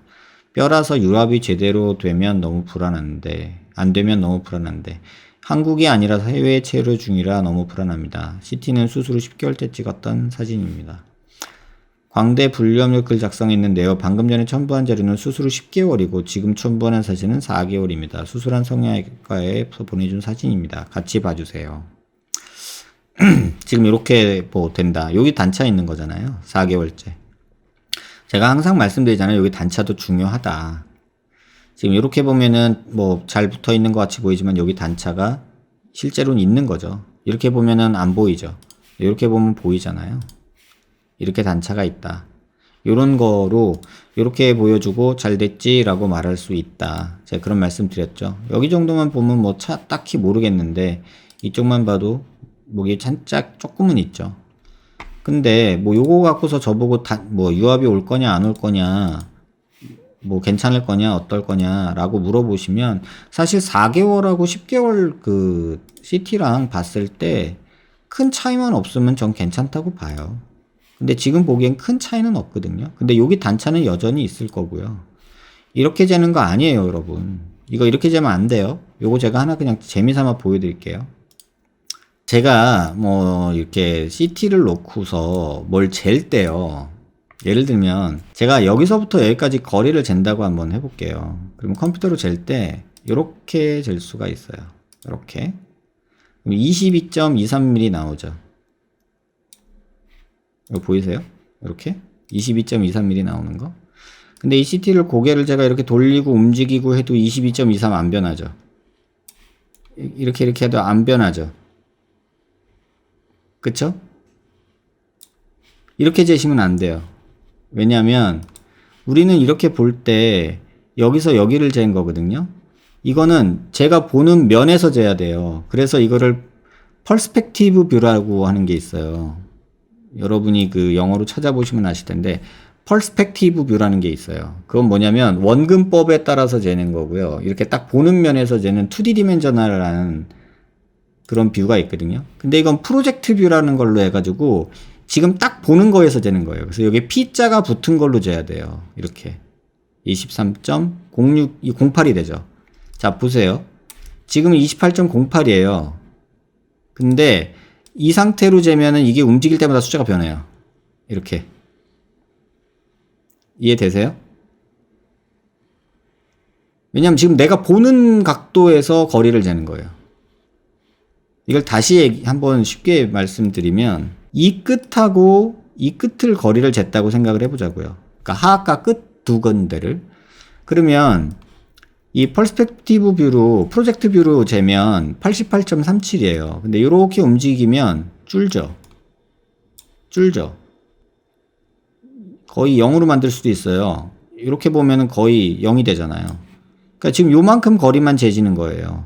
근데 이거를 끄면 88.9죠. 얘는 절대 안 변해요. 왜? 이 점과 이 점. 다시 말해서 이 숫자는 3차원 공간에서 요 거리를 재는 거예요. 이렇게.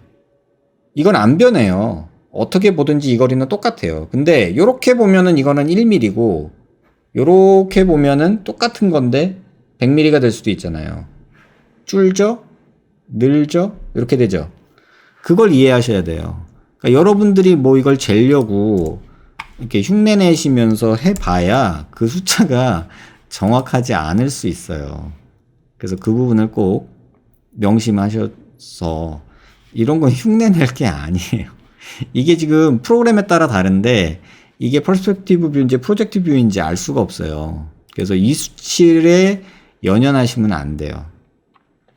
어쨌든 여기 단차는 그대로 있고 여기 단차도 그대로 있어요. 근데 4개월하고 10개월에 비교했을 때 큰 차이는 없다. 그러면 무시해도 되지 않겠나. 여기서 이렇게 봤을 때 금속이 막 노이즈가 이렇게 생기는 데서 아래쪽은 붙어 있었겠죠. 아마 아래쪽은 붙어 있지라고 저도 생각을 해요.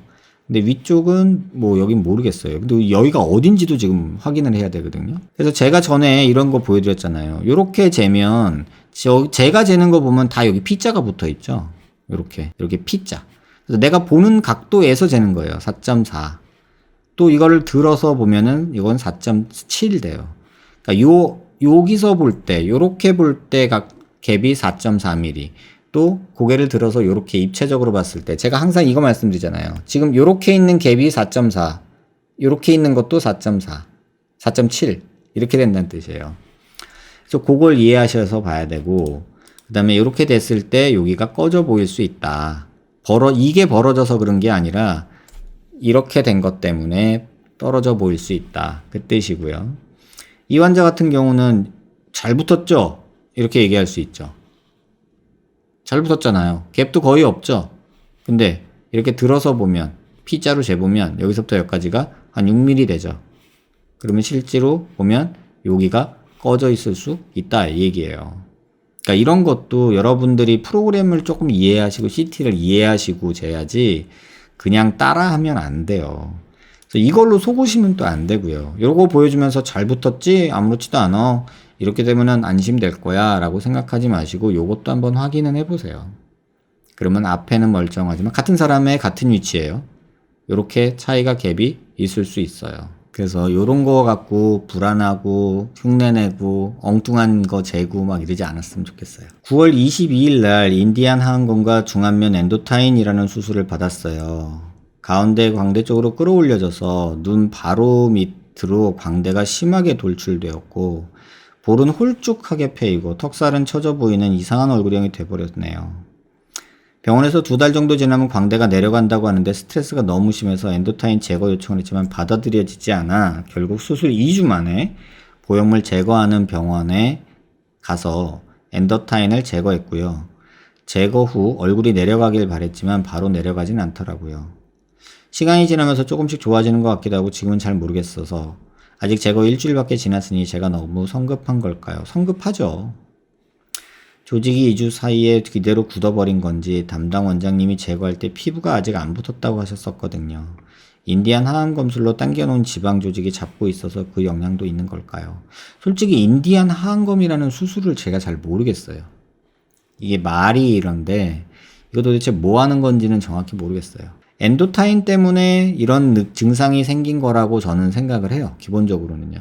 그래서 엔도타인 때문에 이렇지 않을까라고 생각이 되고 엔도타인 제거했으니 차츰 내려가겠지요 라고 담당 원장님께 물어봐도 확실하게 대답을 안 해주셔서 답답한 마음입니다. 엔도타인은 제대로 제거했을까요? 제대로 빼서 딱 환자 눈에 보여줬을까요? 전 그것도 궁금해요. 왜냐면 넣어준 선생님하고 뺀 선생님하고 다르죠. 근데 질문은 또 저한테 해요. 전 본 적도 없고 지금 환자분 얼굴도 몰라요. 도대체 이런 세상에서 왜 우리는 살고 있을까요? 수술해주는 사람 따로, 제거해주는 사람 따로, 질문하는 사람 따로. 그 중에 제일 아무것도 모르는 사람이 저예요. 근데 제가 뭘 한다고 여러분한테 도움이 되겠어요? 근데 너무 조급해요. 조급하고 못 믿겠고 그러니까 여기저기 아무나 붙들고 물어보는 거예요.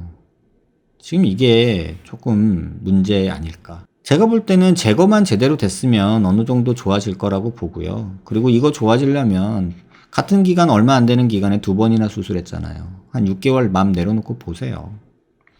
그리고 오하는 모양 지금 윗입술 아랫입술 똑바로 오므려지지 않고 서로 반대쪽으로 틀어지는데 이거 엔도타인 하면서 운동신경 건드렸을 수도 있고요. 제거하면서 건드렸을 수도 있고요. 누구 탓을 할지 모르겠어요, 저는. 중간 과정은 아무것도 모르니까.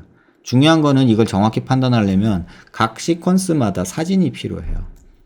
움직이는 사진, 그냥 사진, CT 뭐 이런 다 필요해요. 그걸 보고 나서 남이 해놓은 거 추측하는 것도 힘든데 이렇게 글만 써놓고서 제가 어떤 포청천 마냥 판단해주고 이렇게 해주기를 바라시면 사실 두 분 다 수술해주신 두 분 다와 환자분에게도 제가 신뢰를 범하는 거라고 저는 생각을 해요. 궁금한 거 많은 건 알겠는데 제가 아는 게 없어요. 환자분 얼굴도 모르고 CT도 모르고 뭘 누가 어떻게 했는지를 모르겠어요. 말만은 아는데 대충 느낌은 오는데 이 대충 느낌으로 추측성 답변을 드리는 게 오히려 환자분한테 혼돈을 주고 더 걱정하게 만들 것 같아서 제가 답변을 드리는 거는 한계가 있다는 걸 꼭 이해하셨으면 좋겠어요. 웬만하면 수술해주신 선생님, 제거해주신 선생님 말을 듣든가 수술해주신 선생님 말을 들었어야 되지 않았을까라는 생각이 들어요. 정의나 궁금하시면 수술하기 전 병원에 가서 수술하기 전에 사진 달라고 하시고요. 그 다음에 수술 기록지 가져오시고요. 그 다음에 제거한 병원에서 수술 전 사진 갖고 오시고요. 그 다음에 수술 기록지 갖고 오세요. 혹시 CT 찍었으면 CT도 가져오시고요. 그 사진과 기록들을 보고서 제가 저보고 객관적인 판단을 해달라면 아주 객관적으로 해드릴게요. 답변이 제한적인 점 양해 바라고요. 이런 질문들은 모두에게 시간 낭비일 것 같다는 생각이 저는 들어요. 참고해 주시기 바랍니다. 웃으면 광대가 부각이 많이 되는데요. 마지막 사진처럼 웃어도 광대 부각 안 되게 하려면 어떻게 해야 할까요? 남들보다 웃을 때 광대가 더 커지는 편인 것 같아요. 이렇게 된대요. 근데 뭐 아이유도 그런데? 이런 집이 있죠. 여기 살이 많은 사람들도 있고 여기 근육이 과하게 쓰는 사람들도 있고요. 여기 보톡스 맞으면 조금 좋아지는데요. 권하진 않아요. 미소가 어색해져요. 그러면 그 어색해진 느낌이 이 불룩한 느낌보다 더 괴로울 거예요. 저는 그래서 나는 이렇게 생겼다. 난 이렇게 웃는다. 라고 그냥 받아들이시는 게 좋지 않을까요? 이 사진을 만약에 이거 그냥 제가 재미삼아 한번 해볼게요. 이거 이렇게 하면 이뻐요? 이렇게 하면 이뻐요? 그쵸? 이거 아이유니까 이쁘다 그러지. 이거 광대 좋다고 하는 사람이 누가 있겠어요? 그죠? 아이유니까 다 이쁘지. 라고 얘기하는 게 더 많아요. 마지막 질문인 것 같은데요. 이 질문도 조금 여러분하고 조금 생각해 볼 내용이 있어요. 그러니까 한마디로 얘기하면 코뼈가 부러졌다라고 본인이 기억을 하시고요. 코뼈가 부러진 다음에 얼굴뼈가 삐뚤어지고 눈뼈가 삐뚤어지고 머리뼈가 삐뚤어지고 해서 내가 너무 괴롭다. 그 얘기예요. 한마디로 얘기하면. 저평골 얘기가 또 나오죠, 여기서. 저평골이 우측으로 이동, 회전, 안면 비대칭 두개골 이동된 것 같아요. 물리치료사분이 치아 교환면이 한쪽이 뜬다, 오른쪽이 캡슐이 작아져서 불편하다 등등등. 물리치료사가 의사예요, 이제 거의. 한의사도 판치고 이렇게 됐다 이렇게 생각한다는 거죠. 이제 물리치료사 그림이나 뭐 한의사들 홈페이지에 있는 거죠. 안면 비대칭 설명하는 뭐여도 상관없어요. 근데 코뼈 부러지고 나서 이게 뭐 이렇게 되고 왼쪽 머리 아프고 어쩌고 저쩌고 뭐 성장기 끝나도 뼈가 변한다. 성장이 끝났는데 뼈가 변한다 그러면은 참 대단하죠. 그럼 키도 클 수 있고 얼굴도 작아질 수 있고 그러니까 약손명가나 이런 데서 얘기하는 거잖아요. 그런 사람 본 적이 없어서 그래요. 아무튼 비슷한 고민이 있고 이런 분들 많은 거 알아요. 저 어떤 환자분은 무슨 병원이 있대요. 이런 분들이 가서 뭐 하는 병원이 있대요. 그분이 뭐 저평골이 어쩌고 뭐 독일 누구 의사가 개발한 뭐로 해가지고 뭐 이렇게 해가지고 뭘 하면은 뭐 얼굴이 뭐 저평골이 어떻게 돼서 어떻게 되고 뭐 이런 이상한 소리 하는 그 환자가 있었거든요. 그래서 무슨 사이비 종교에 빠지신 것 같아요. 제가 이렇게 말씀을 드렸어요. 그랬더니 선생님 거기에 대해서는 선생님하고는 얘기 안 할 건데 어쨌든 자기가 원하는 건 나한테 원하는 건 이거니까 이것만 해줘. 그거는 내가 알아서 판단할게. 그거 선생님이 싫어하는 거 아는데 그건 나는 눈으로 확인한 내가 믿음이 가는 거야. 뭐 이렇게 얘기를 해보니까 할 말이 없더라고요. CT 보여주고 백날 설명해줘 봐야 소용이 없어요. 그분들한테는 종교예요. 그래서 이런 분들을 또 있다는 것도 알고 이런 분들이 가는 병원이 있고 그 병원에서 이런 분들을 대상으로 요상한 짓을 하고 돈을 벌고 있다는 것도 알고 있습니다. 근데 그 병원이 무슨 내과처럼 생겼대요. 제가 그 얘기 듣고서 깜짝 놀랐어요. CT도 안 찍는데요. 그냥 대충 만져보고 그렇대요.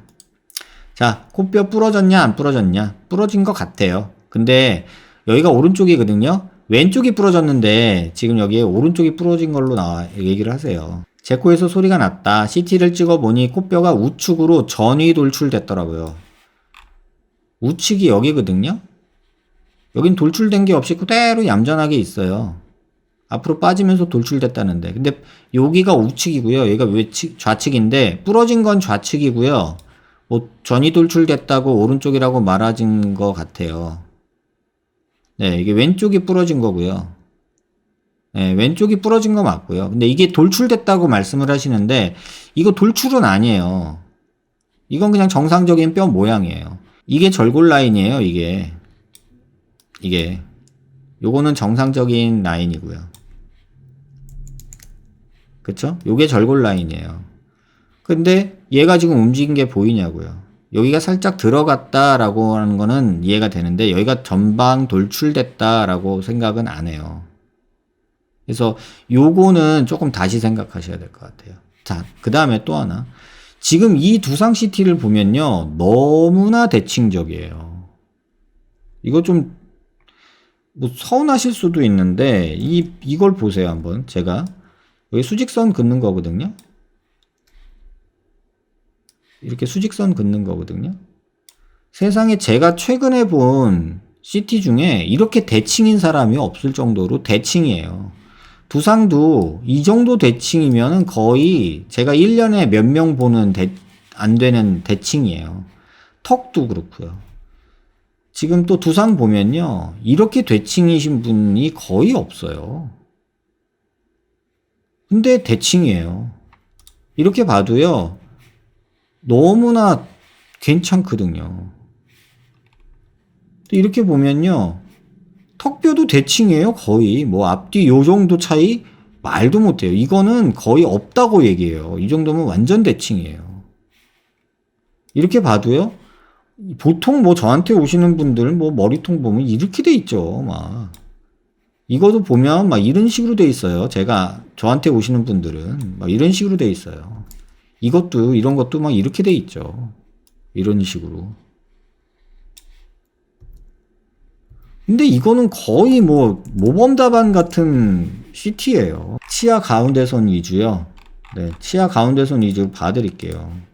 지금 이 미드라인 제일 중요한 게 미드라인이라는 거거든요. 요서 보면 위 치아의 중심과 아래 치아의 중심, 요 미드라인이 제일 중요한데 세상에 이 미드라인이 양악 수술 안 하고 요렇게 잘 맞는 사람, 교정 안 하고 요렇게 잘 맞는 사람은 정말 드물어요. 치아가 오른쪽으로 위턱이 서현님인 것 같은데 서현님 치아가 5년 사이에 오른쪽으로 옮겨갔다 했잖아요. 그 치아가 위턱에 있는 치아예요? 아래턱에 있는 치아예요? 자, 위턱 치아가 오른쪽으로 갔다 그랬죠. 자, CT에서 볼 때는요. 제가 말씀드릴게요. 이게 이쪽이 오른쪽으로 간 거예요. 근데 실제로는요. 지금 보면 미드라인이 딱 맞죠. 여기가. 뭐 위에서 움직이면서 밑에 애들도 움직였어요. 그럼 좋아요.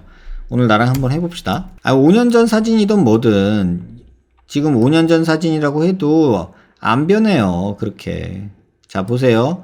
여기서부터 여기까지 이 작거든요. 이게 지금 작아 뭐 단위는 잘 모르겠는데 뭐 대충 1cm라고 칩시다. 한 칸, 두 칸, 세 칸, 네 칸 하고 세 칸이에요. 자, 보세요. 하나, 둘, 셋, 네 칸하고 한 칸이에요. 오른쪽이 한 2mm 정도 더 가 있어요. 그죠? 이 정도 비대칭은 누구나 있어요. 이거 없는 사람은 없어요. 이거 가지고 비대칭이라고 얘기하면 저는 완전 가야 돼요. 저는 이거보다 훨씬 더 비대칭이거든요. 그냥 보세요. 이걸로 안 봐도 제가 딱 보기 좋게 그냥 한번 해볼게요. 선을 긋고요, 일단. 중안면부에서 이렇게 선을 긋게요. 요게 중안면부예요. 가운데 선이라고 보시면 돼요. 자, 얼굴 중심선이라고 대충 보시면 이렇게 되거든요. 자, 요게 얼굴 중심선이에요. 그 다음에 여기서 제가 좌우를 한번 재드릴게요. 뭐 재는 건 아니고 여기서부터 이렇게 화살표를 그어볼게요. 자, 이렇게 될 수 있겠죠. 그럼 요거를 제가 카피하고 페이스트 하면 길이는 똑같은 거예요. 그죠? 그래서 요 녀석을 이렇게 옮겨 볼게요.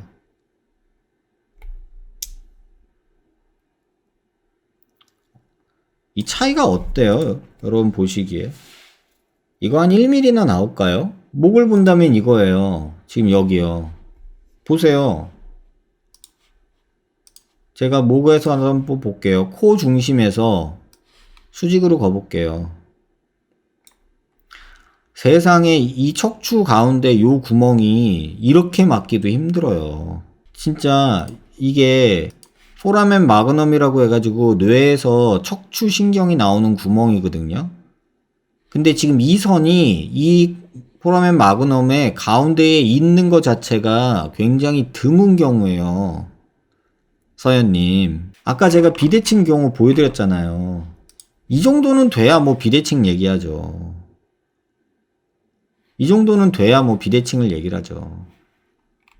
이 정도는 돼야 뭐 비대칭이 어떻다 저떻다 얘기를 하죠, 우리가. 이 정도면 거의 뭐 예술로 맞는 거예요.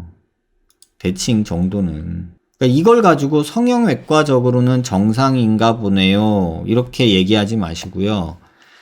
목이 불편한 거 여러 가지 이유가 있을 수 있어요. 자세 문제일 수도 있고, 하시는 일 문제일 수도 있고, 수면 습관 문제일 수도 있고 그래요. 근데 지금 문제는 뭐였냐면 콧뼈를 다치고 저평골이 움직이고 치아가 움직이고 두께골이 삐뚤어지고 눈썹이 삐뚤어지고 이런 생각을 하게 만든 원인이 뭐냐는 거예요.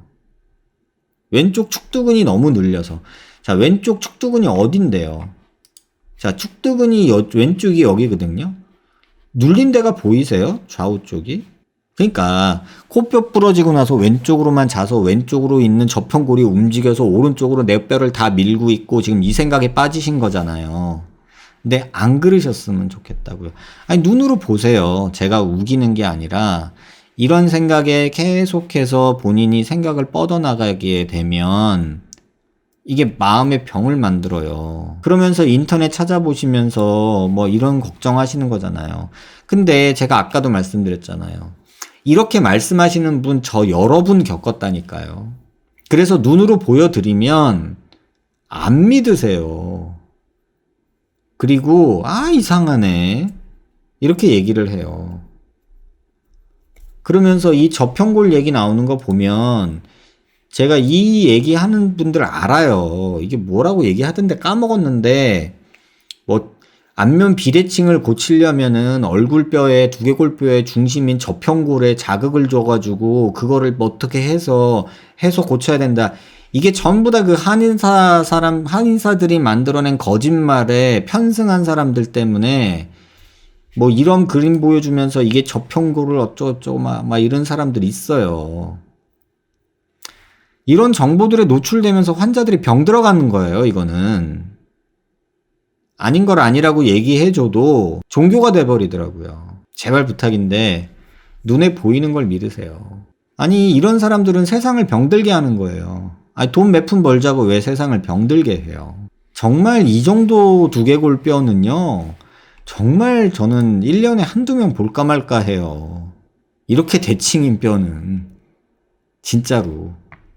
농담 아니라 뒤에서 이렇게 봤을 때 이게 이렇게 보이는 사람이 정말 거의 없어요, 여러분. 이렇게 봤을 때 여기가 이렇게 동그란 사람이 거의 없어요. 아니, 근데 왼쪽으로 잤으면 여기가 그럼 찌그러져 있어야죠. 그런 생각 하지 마세요. 얼굴 비대칭이 심한 게 아니라 자세가 삐뚤은 거예요. 아직까지도 얘기했지만, 지금 또 얘기하지만 약간 삐뚤은 건 있지만 지금 뼈가 삐뚤은 게 아니라 자세가 삐뚤은 거예요. 제가 말씀드렸잖아요. 이거 보세요. 이게 왼쪽에서 본 거예요. 그러면 요 턱이랑 이 뼈를 뭘 잘라요? 자를 것도 없어요. 그죠? 이 뼈 길이도 작고 이런 상태고, 지금 여기 보세요. 뒤에가 안 보이죠? 근데 반대쪽에서 보면 여기 뒤에가 조금 보이죠? 요거 한 1, 2mm 차이 나는 거예요. 이것 때문에 비대칭이 있다고 말하기는 어렵고요. 또 하나, 고개를 들어서 보는 이런 모습에서 여기 턱관절 위치가 1, 2mm 달라요. 이거는 옆으로 튀어나오고 여기 안 튀어나오고의 문제가 아니라, 여기서 수평선을 하나 그으면 여기 약간 틀어져 있죠. 그것만큼 틀어진 거예요. 이건 틀어졌다라고 안 해요. 이거 아니에요. 이 정도 비대칭이면요, 우리 수술 안 해요. 비대칭 목적으로. 그리고 지금 뼈도 작은 편이라 뭐 윤곽 수술 이런 거 필요 없고요. 광대 요 정도, 얼굴형 보면은 보트 쉐입으로 괜찮은 편이시고요. 그래서 이건 수술할 필요 없습니다. 제가 지금 그냥 말씀드리는 게 아니라 대면 상담 오실 필요도 없어요. 그냥 내 뼈에 이상 없다라는 거를 그냥 오늘 보면서 느끼셨으면 좋겠어요. 제발 부탁인데. 제가 아까도 말씀드렸잖아요. 손가락이 몇 개예요? 5개예요? 라고 제가 가르쳐 줘도요, 선생님 저 이렇게 보니까 3개 같아요 라고 느끼기 시작하면요, 본인 손가락은 3개예요. 이렇게 보면 3개로 보일 수도 있고 하나로 보일 수도 있잖아요. 선생님 저 하나로 보였어요 아침에. 말 되죠. 이해해요. 하지만 바뀌지 않는 건 5개예요. 내가 이렇게 하면서 나 안면 비대칭이야. 눈이 이쪽이 높은 것 같아. 이렇게 느낄 수 있다니까요. 그 틀린 거 아니에요. 어느 날 보니까 제가 나 이렇게 보니까는 내 턱이 삐뚤은 것 같아. 이렇게 느낄 수 있어요. 그게 틀렸다는 게 아니에요. 다만 저는 사실을 전달하는 것 뿐이에요. 보여지는 걸 전달하는 거고, 제가 배운 의학 지식을 전달하는 거지 제 느낌을 전달하는 게 아니에요.